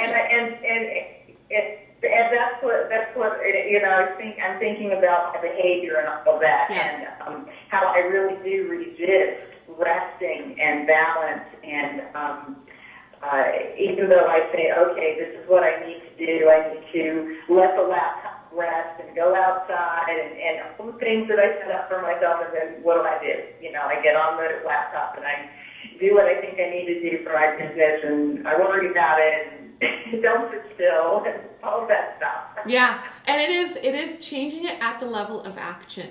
We have to change it at the level of action, right? And it's only when we really make the new choices at the level of action that we get to experience ourselves in a new way. Because a lot of us experience ourselves in a new way in our head all the time, but that's just in our head. And then our physical reality is still based on old scarcity patterns. So then what we set up is one vibration of scarcity at the physical level, right? And then this abundant reality that's only in our head and at soul level. And the two then are in such dissonance. And because this looks so scarce and this looks so abundant, guess where we spend our time? We spend our time up in our heads. And then we become the ceiling surfers. We lose touch with reality and we spend more and more time up in the ether because we don't like the physical reality, just because we haven't actually taken all this abundance and grounded it, right? So no wonder we don't like hanging out in our bodies, right? And you get antsy, so you like to just keep moving and keep busy, right? So it's like a discomfort there. Mm-hmm. Yeah. So enforce sitting still for you. Okay. Yes, and I also want to thank you for the confirmation of mentioning about buying ads, because I was thinking, well, once I get my message lined up, then I want to test it by, buying Google ads. Absolutely. See what happens. Absolutely. Good for you. If I'm really in alignment by attracting. So that was great confirmation. Thank you. Awesome. You're so welcome. Thank you, Sandy. I love that perspective. See, it's always like we hear it once, sometimes we got to hear it again, and then we got to hear it again, and it sinks in based on where we are vibrationally, right? So we're constantly looking to shift. Like this, stepping into abundance mastery is, this is why I'm now offering a year-long program, right? We need to do this work consistently all the time, all the time, all the time. Not a one-time process. There's no quick fix for this. I'm still in the process. Everyone I know is still in this process, right? And that's why now also actually moving forward, I'm really phasing out doing one-off readings because I find that the implementation is really what matters. And in order for us to really have the courage to implement, we need to be surrounded by this information all the time. All right, so what I want to play for you next is the interview I did with Scout Wilkins, and she was really phenomenally transparent in the process. It was absolutely amazing. So Scout is in a different place in her business. She is not starting, she's really starting to create abundance, and yet she had a lot of up and down fluctuations. So we really got to the root of this. So that's just to illustrate that we have to do this work wherever we are in our business, okay? So it's just so important to consistency. I'll stop talking and pounding like the soapbox now with the consistency. Okay, so but I think you will really enjoy this next abundance makeover also. Okay, hello and welcome everyone. So I am talking right now to Scout Wilkins, and she is a coach and she is also a mind repatterning specialist. And Scott has agreed to be one of our participants for kind of a hot seat style, and I'm calling them Abundance Makeover Sessions. So I'm very, very excited to have her here. And we're just going to leap into a conversation about a yo-yo patterning of abundance, and we'll see where it all takes us. And I'm coming to a new level of geekiness with technology here and recording this whole conversation. So we'll see what happens on the technical side of things also. So let me bring Scout up. Hi there, how are you? Hi there, how are you? I'm doing awesome. All right, and we are both on screen and talking to each other, so this should all be working just fine. All right, so when you filled out the application, basically what you had said is that you go into, you're doing small group work, and you're working with individuals at a high level. What kind of price points are we talking about when you say high level? With the individuals, a price point of $5,000. Okay, and that's like a 3-6 month, what kind of program? It's a 4-month program. Okay, cool. And you're launching the next level that you've dreamed of for 2 years, and what does that look like? That's a year-long program with 10 people, and the price point is $17,500. Okay, so, and you're in the process of filling that right now? I am. Okay, and do you have people enrolled in it yet? I do. Okay, so how many more are you looking for?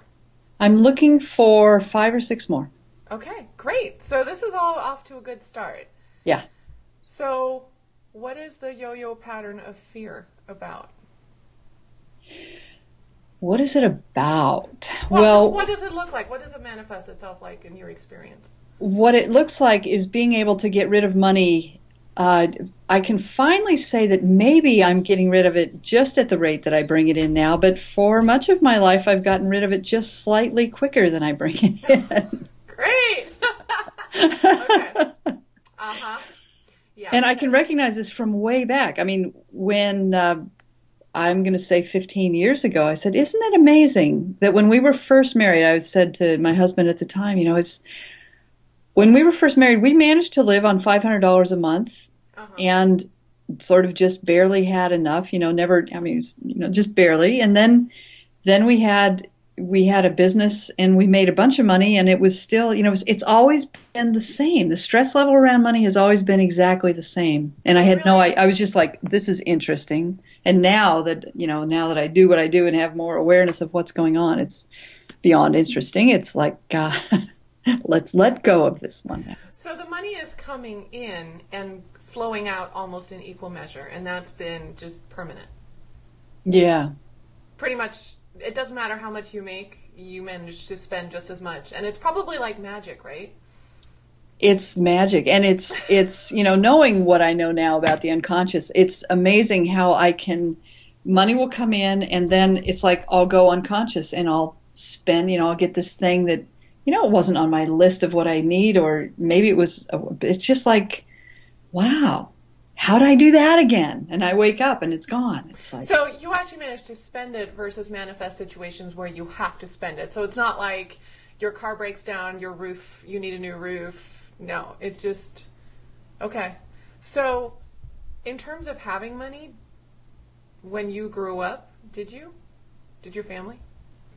We did. It's interesting. My dad was a university professor, and it was always just made really clear that yes, we had money, and that we didn't have to worry. We didn't ever have to worry about not having money, and there was never a sense that there was any money to burn. It was like, we had just enough. We had to be very careful. There was this real sense of, don't be getting big ideas about how much money we've got to spend. Right. So it's always just enough. Always just enough. Which is exactly where you are right now. Which is exactly where I am. What would Go happen? figure. Yeah, well, but that is what happens, right? A lot of people financially always get, and I'm sure you know this, they get stuck right at the maximum income level that our parents ever reached. That's a big one, right? And I mean, so you're aware, I'm sure, that this has been a familial pattern, yeah? Yeah. Yeah. And how were people with money regarded when you grew up?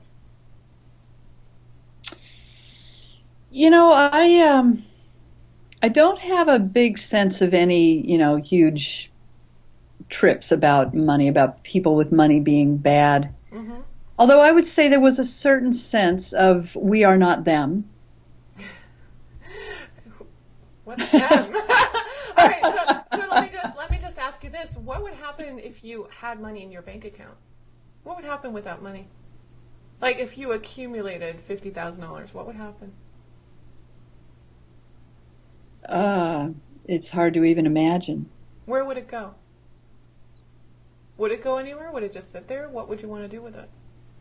If I actually had it there, Mm-hmm. well, I mean, it's a hard question to ask right now because I'm still paying off the trainings that I've taken over the last few years. So, Yeah. is this assuming that there is no debt to pay off? Assuming there's no, So assuming there's, there's extra. Extra money, what a concept. I know. If that were true, where would it go? Mm-hmm.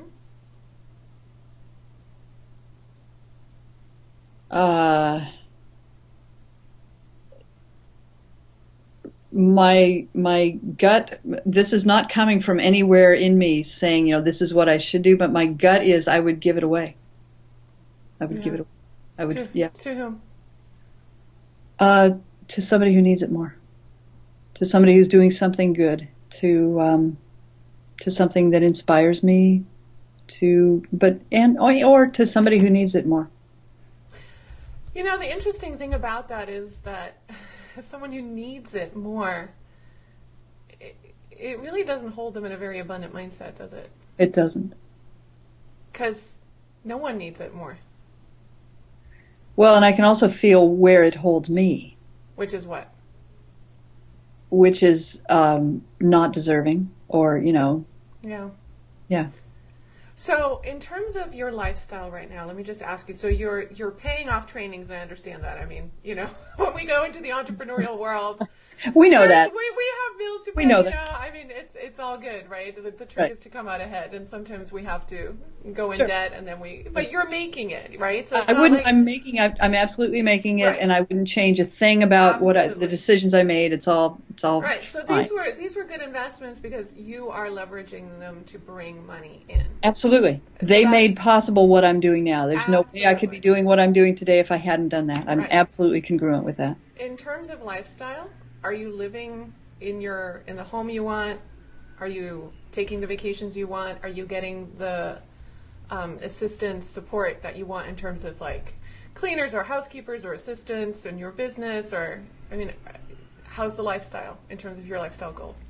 Well, I don't know if this is related or not, but the lifestyle challenge that I have, I travel a lot. I love to travel. I go places that I want. I love to drive more than fly just because I just do. I love that time. Okay.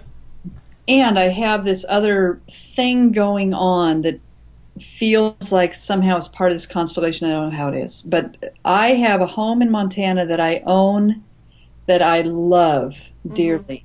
And when I'm in Montana, I feel like I'm sort of playing small. I'm hiding. I mean, there are things that I love about being there, but when I'm not there, I feel like I'm out in the world doing my thing, lively, in my business, in my body, being bigger. There's this disconnect.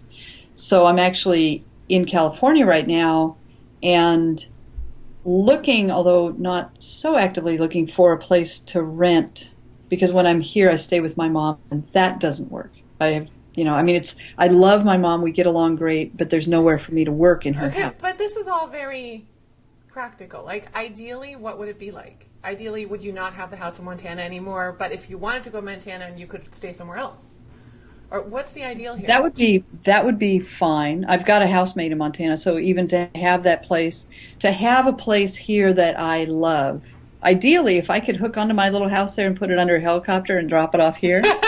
So I looked at a place and I got really excited about setting it up. So ideally, I'd love to find a place right here in Santa Rosa that I love and set it up. And what's the money that has to come in order for you to be able to do that? That would be very comfortable at another $2,000 a month. Okay. But do you need a down payment? Do you need some financial resource? Like, you're not talking about buying, you're talking about renting. I'm talking about renting. Okay, Yeah, I really don't want to buy right now. I would keep my house in Montana and just rent here and just, go with that for right now. Why are you keeping your house in Montana? When it makes you feel small and not like yourself? It's just a question. Trying to work from there makes me feel small. Being there, I love being in Montana, and I love my house there. I love parts of that. Okay.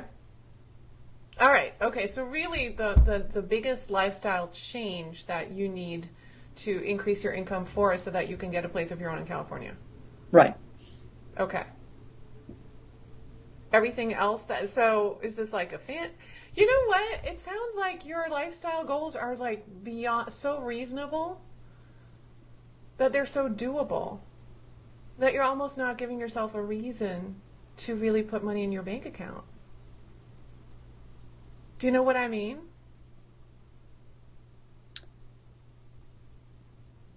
I do know what you mean. Right, money is creative energy. So if we don't, I like I'm fairly conservative financially, so I like having a chunk of change in my bank account just because to me that's options and choices. And if I want to invest in something, I can go ahead and do that and do it without debt. And we all have sort of like a layer that we want in our bank accounts. For you, it sounds like that layer is not there. It's very minimally there. And talk to me though about the fear pattern that you go into, because when you said you bring money in, then you go unconscious. What do you spend it on that you weren't planning on? It might be, I can give an example. I just bought I love the Young Living essential oils, so I bought another batch of those. Mm-hmm. Really wasn't in my plan at that moment. If I'd waited a couple of weeks, it would have been really comfortable to do that. But and there was a reason that I did it. But it's just buying those kind of things, sending money to someone. Not so much anymore buying programs. Kind of, sort of past that. But sending money where? Sending money to. Or, okay, here's something, is hiring somebody to do something that isn't necessarily a top priority, or I don't finish it through. Like I'm doing another video. I've got this little series of videos I do that have artwork and the voiceover. So I've got the artwork for the next video. So that was something that it just sort of became time to do. The artist had time to do it, so I did it. So let me just ask you, ideally, what would it be like? Would you like to have a cushion in your bank account and then spend less than what you bring in every month? Because right now what I'm not getting a sense of at all is where it's supposed to go or why you need to keep it. Does that make sense? So sometimes people will accumulate money because they want a down payment for a home or they want to purchase something. I mean, money is creative energy, right? And sometimes it's just our sense of comfort with having a certain cushion. Like, I always want a certain cushion in the bank, right? And that makes me feel comfortable. So there's really good reasons to have it. Right? But, you know what? As you say that, it touches a part of me that I have long recognized. I don't know if I'm overanalyzing this at this point because I've looked at this so many times, but here's where I go with that. Is this sense that having a cushion, having that level of safety, mm-hmm. That was a family pattern that I sort of recognized that I rejected early on. So the fear is that it would make you lazy? That it would make me boring. Make you boring? If you had safety? Yeah. So really you're rejecting safety? Yeah. Talk to me more about the boring. I would say I'm rejecting a definition of safety that puts it in real world terms. It connects it to having the house and having the money, and what I want is the safety of really knowing that I've got it inside of me. And you do, because you do create money. Right? But that's why I'm asking you what the ideal situation for you would be. And we'll The come back. ideal We'll circle back situation around would that. be to let go of that story that I just said. I mean, I'm not saying I want that. I'm just really recognizing that that's what's playing at the fundamental level. Yeah. And what would be ideal is to be just fine, having a great cushion of money and being able to. But what does that look like? Put it in real terms. What's a great cushion look like? I haven't even ever really. I know. A great cushion of money. I would love to have everything paid off and have $50,000 in the bank. Great. And so how much would that take? How much would that take? Mm-hmm. What are we talking about? You want to manifest what? I want to manifest $200,000. Okay. Well, you can do that, and you know you can do that. Right? And for you, the question is, do you want that enough to stop constantly spending it?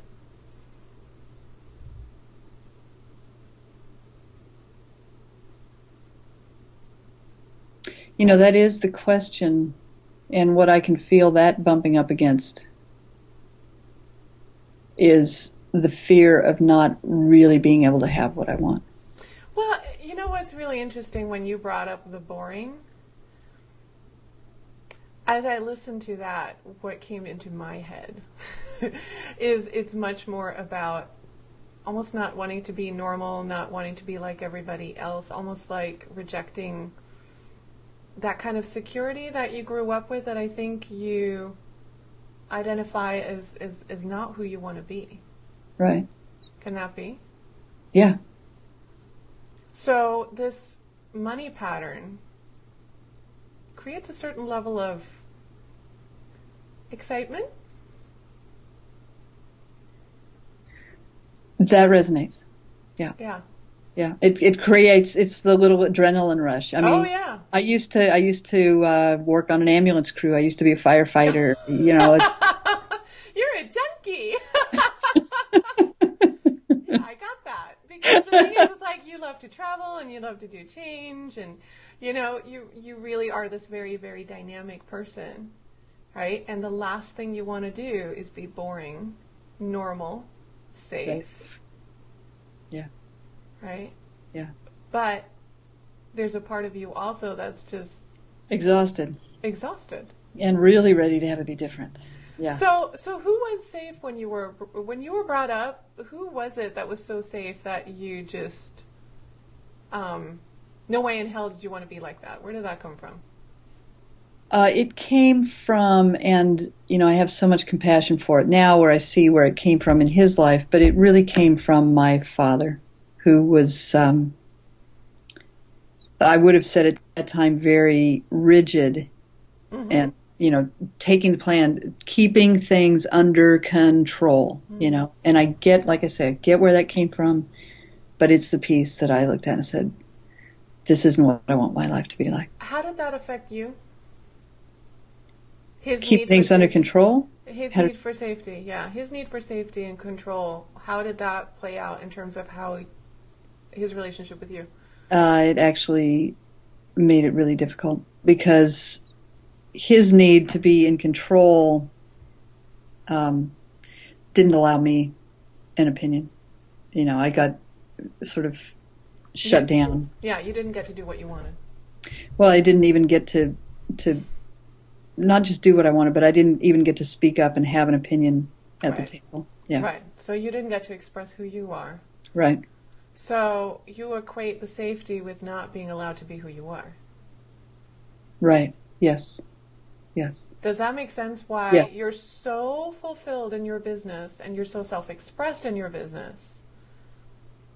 But if your business were to give you safety, you have a huge value conflict. Yeah.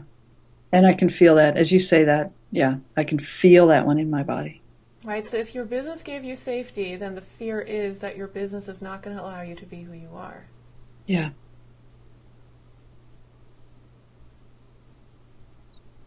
Ooh. Yeah. Yeah. Yeah. That's why you're doing that. Yeah. That's why you're doing that. And that's why your business has to be this unsafe roller coaster, because that is actually it's kind of funny. There's like financial safety and then there's safety of self-expression, and the two for you don't go together. Right. Right? Because for you, the spending is about saying, screw it, I want this, I'm going to go for it. Right? Because that's exactly what you weren't allowed to do as a child. Yeah. And to hold back on that for like, well, no, you got to be sensible. And you're like, that's like too much like Dad. Yeah. Okay, so that value conflict. So here's what I'd love for you to do in this.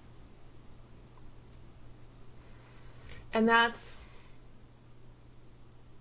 first of all, have you ever recognized it quite like this?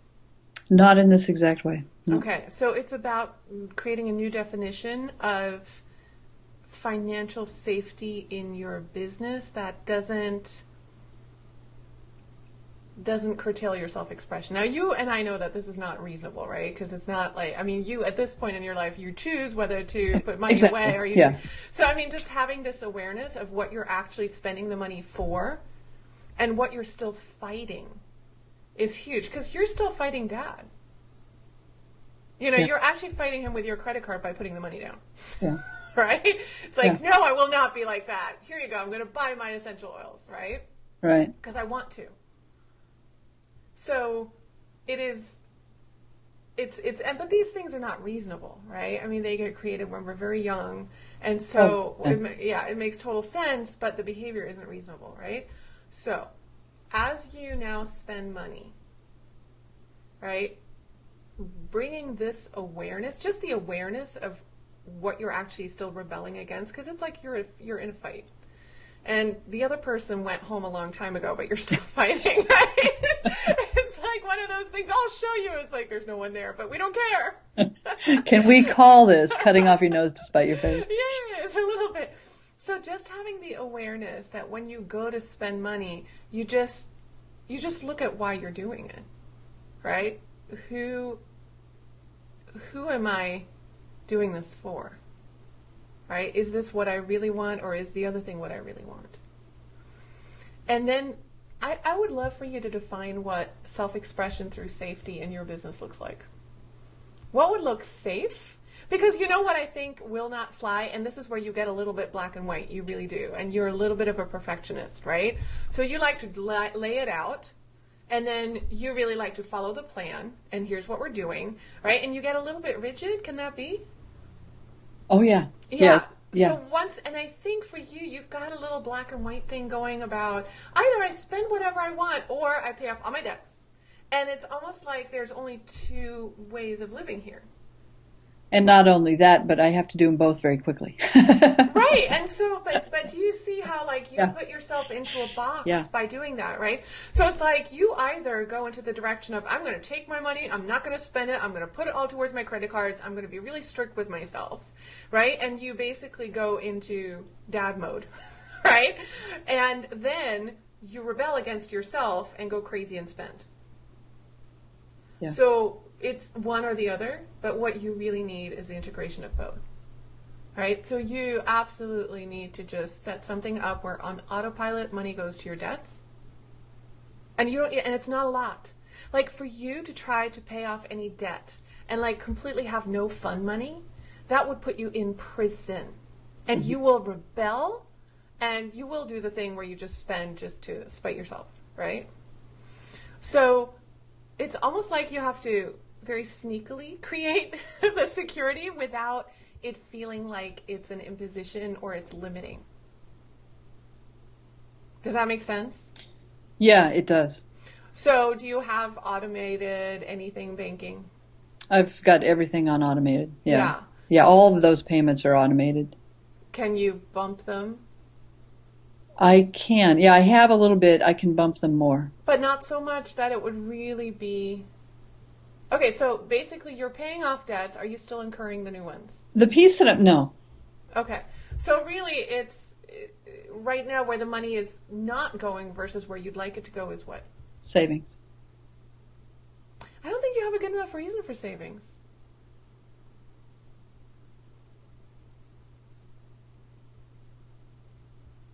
You don't have a good enough reason for savings. I think you have a good reason to pay off credit card debt. Mm-hmm.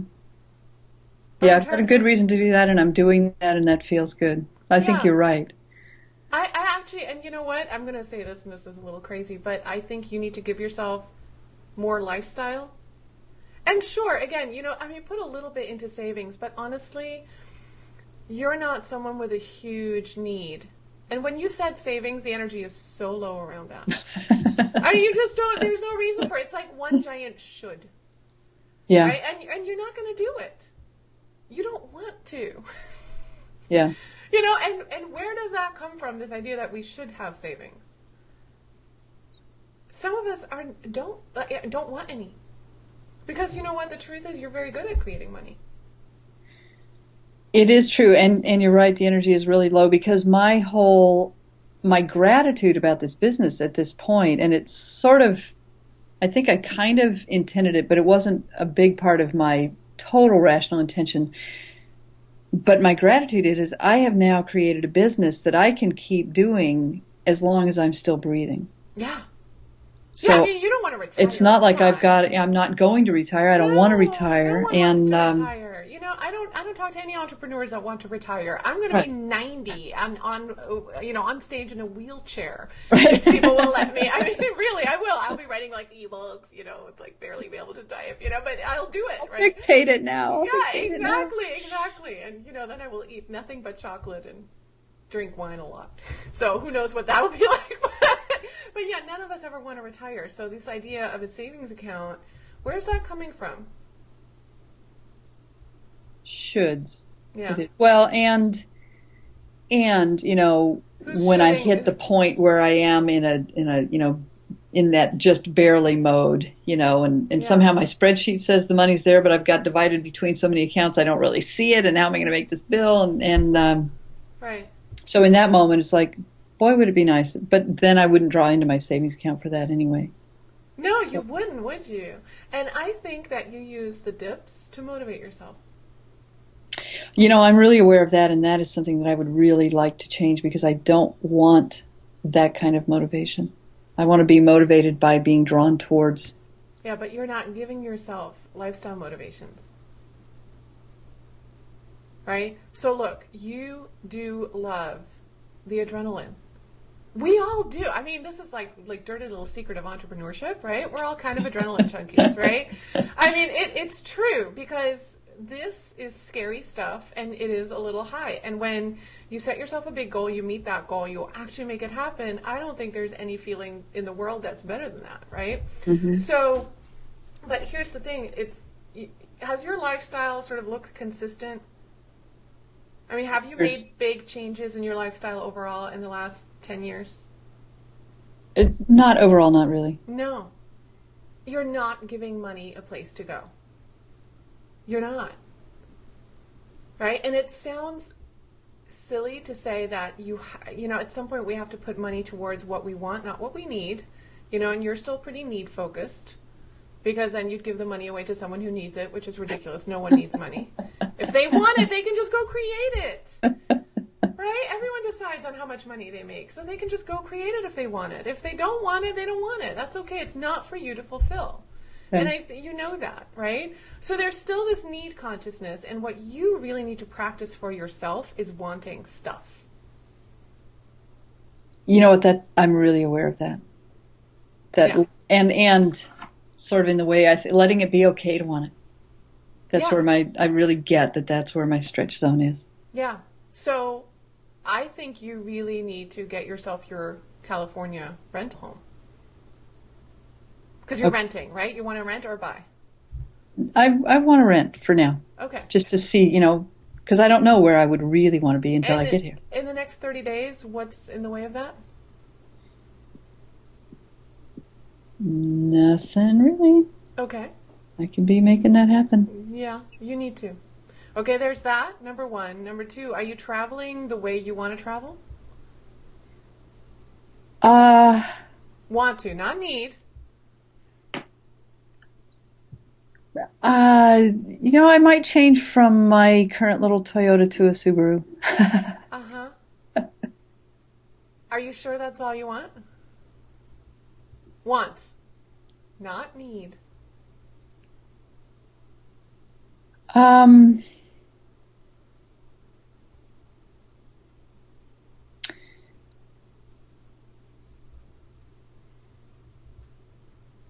Actually, if I flew back and forth, if I had a vehicle in each place in Montana and in California and Oh. flew back and forth, Mm-hmm. that could be pretty wildly fun. Yeah. Okay. Will you give yourself permission to use that as a high? Then, yeah. And you're going to have to keep doing this. Right? Because what you do is you really put yourself into the financial dip to motivate yourself to make more money.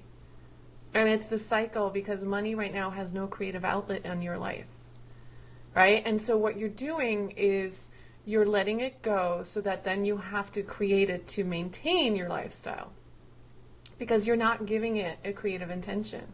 Right? So money is creative energy, and at some point, money looks like creating what we want.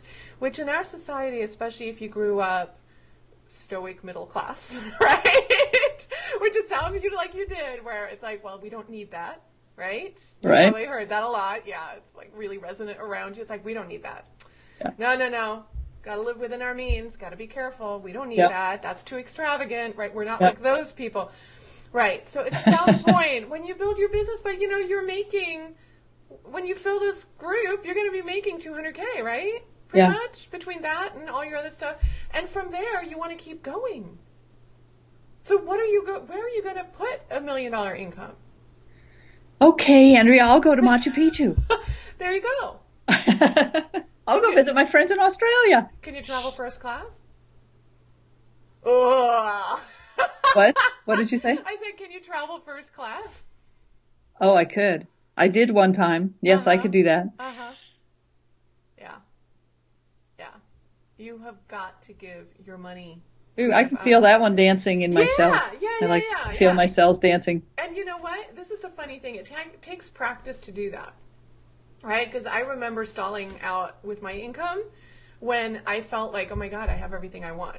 Because I have my nanny and I have my little convertible car that was like my fun car, and I could do anything and buy anything I wanted. And it really took me a while to find a new desire that I could move towards. And it's always like that shift from need to want without apology. Because a lot of us are taught to apologize for money. It's not okay to have it in our society. It's not okay to enjoy it, right? What connects a lot of people in our society is money problems. Like it's very normal in our society that people complain about scarcity. That's totally socially acceptable. I mean, people are like, oh, that's too expensive. I can't afford it. That's so acceptable. Like cocktail party talk. Yeah. Right? But if you were to go in there and be like, I am rolling in it today. It's like, I'm going to do this. I'm going to spend all this money. People will think we're insane and kind of hate on us. Go away. We don't want you around. You're not part of our scarcity party. Exactly. So it's almost like a muscle that, especially where you are with your income, you're going to have to learn to use. And it's the muscle of really taking that need for self-expression, which, it's kind of working for you and against you, right? Depending on what mode you're in. You're dipping in and out of it, right? So you have to really use that as a thing that propels you productively, right? So when you go, what do I really want? What would be even more an expression of Scout? That could be flying first class, or it could be renting a really cool Land Rover for a month and driving around Australia, right? I mean, whatever it is.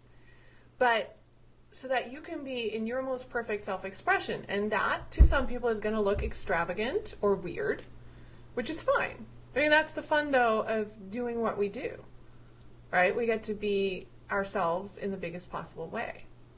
So, you want to really look at your lifestyle and go, where am I really not self-expressed? And then put money into that and get a little bit creative. You're a very creative person.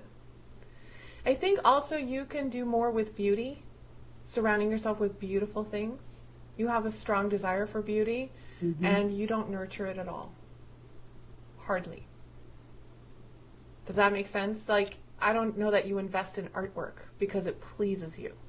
I actually do, but I would do? like to a whole lot more. Yeah, because, I mean, what basically is coming through is that you don't do nearly as much as really what your soul is designed to do, right? Because you work with, at soul level, balance, harmony, beauty, law, order, perfection. And for people like you, money is often beauty, whether it's in the physical sense, but also beauty of process and order, and that means like support and someone who cooks for you and housekeeper, someone who keeps things in order and everything is flowing.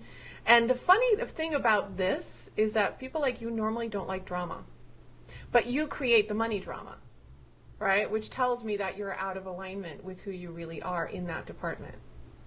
Right, so, because of the perfectionism side, there's like, you're using drama to motivate you. Mm-hmm. Right? But if you give that beauty and a creative outlet so that you surround yourself with beautiful things and put beautiful things in your closet, and when you get that house, I think you gotta ask yourself whether what you have in mind now is really what you want or what you think you can get. Because you need to be somewhere beautiful. Does that make sense? That totally makes sense. It nurtures you, yeah. And it allows you to stand in your divine gifts more. But when that is why I hold on to my place in Montana. I've created a beautiful space in my home in Montana, and I'm in a beautiful place there. Yeah. Yeah, but you can't work there. Yeah, I do for a while, and then I've got a story about why I can't. But I like to be out, and I'm inspired by being out and moving and traveling. But here's the interesting thing, right? That's a very peaceful, harmonious place, and you're so not used to working from that space. You're working more from a place of drama. Does that make sense? You got very peaceful in Montana and very balanced, and then you have not learned to really create from that place. I think because you are very afraid of stopping. It's almost like that harmony piece again resonates to sort of the boring safety. Does that make sense? It does. Yeah, it's really making sense. Some of it's kind of hard to hear. I know. Yeah, exactly. And I'm just acknowledging that, and but yeah, it makes a lot of sense.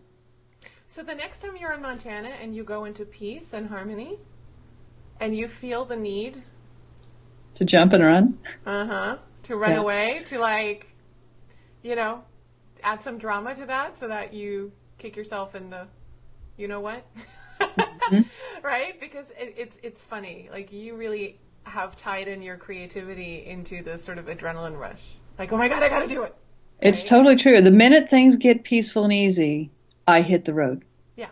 And they get more difficult. I mean, it's, there's a big story about how much I love that. I mean, and a lot of that is true. And at the same time, they get a lot harder. But the environmental shifts are just like your money shifts, right? It's peace, peace, peace, run around, peace, peace, peace, run around, right? So it's... Yeah. It's like this peace and drama, and just like you also do money's here, money's gone, money's here again. So it's like peaks and valleys. Yeah. Right? So the next time you're in Montana and you're in peace and you get the urge to run, can you please stay? Okay. See what it's like to create from there. Because it's not boring. It's not boring. And it is the essence of who you are. Right? And there is... I don't think that's necessarily a really safe space for you, right? Because you weren't allowed to be there when you were growing up. You mean the peace and harmony space? Yeah. Yeah. Yeah. Because, the only way you probably got to really express yourself growing up is probably by throwing some tantrums and doing some drama. When that was permitted, if that was even permitted. No, I got to express myself by being elsewhere. I expressed myself. I didn't express myself in my family, right. Although there were 2 or 3 times that I did express myself. Yeah. And I can tell you what those times were, and it was, they were probably 3 times. Right. And other than that, it was, by being gone. But yeah, exactly. So do you see it right right there, that's Yeah. the drama. Like you run, Yeah. right? It's the upsetting of the apple cart. So that's been freedom for you. So now you get to find freedom when you stay. Because you don't have to do that anymore. You don't have to run anymore. Okay? Okay. That sounds scary enough to be true. Yeah, it's like you're like, I don't know that I really want to do that. But that is huge. So You gotta be kidding me! yeah, I'm not going to tell you like easy stuff ever. But that's how you know I it's do going to know that. actually move you I do know forward. that. Yeah. That's how we get value. Exactly. That's awesome. See, so you're going to essentially pay close attention to who you're fighting with your credit card, right? And your spending. You're going to go to Montana and be in peace and harmony and beauty, and then you're going to stay there. Even when you get the itch to run, that is going to be one rough week for you. Just be in awareness. Because Okay. that one's gonna be really rough. But you can do it. Just be in the awareness of what space you want to create from. And the question you can ask yourself is, do I really want to keep creating from drama? Or do I want consistent peace and creative self-expression that is not boring? Because it's not. It's not. Yeah. Okay? I bet that by doing that, your ups and downs in the money department, they're going to shift. And by giving yourself, and you need to make a bucket list of things that you want to spend money on. You know, I mean, I can tell you that they're going to shift because I know that what creates the ups and downs is I just get the money rolling, and that's when I jump and run again. Uh-huh. So obviously, if I were to stop jumping and running, the money would shift. Yeah.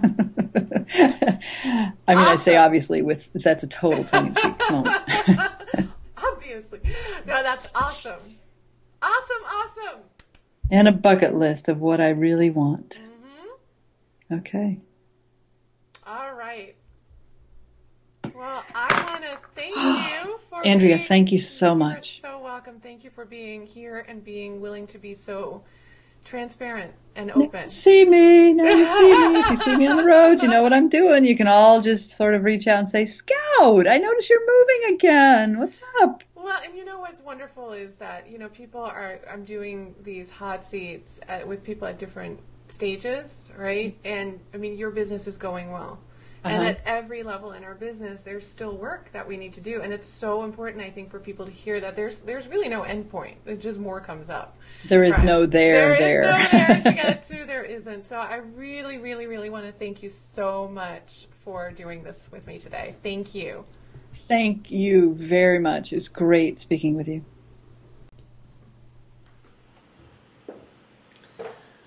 All right, everyone. So that was quite, I think, the conversation, right? So I hope what you're taking away from that is that we always have to have a creative outlet for our money. Money is a tool.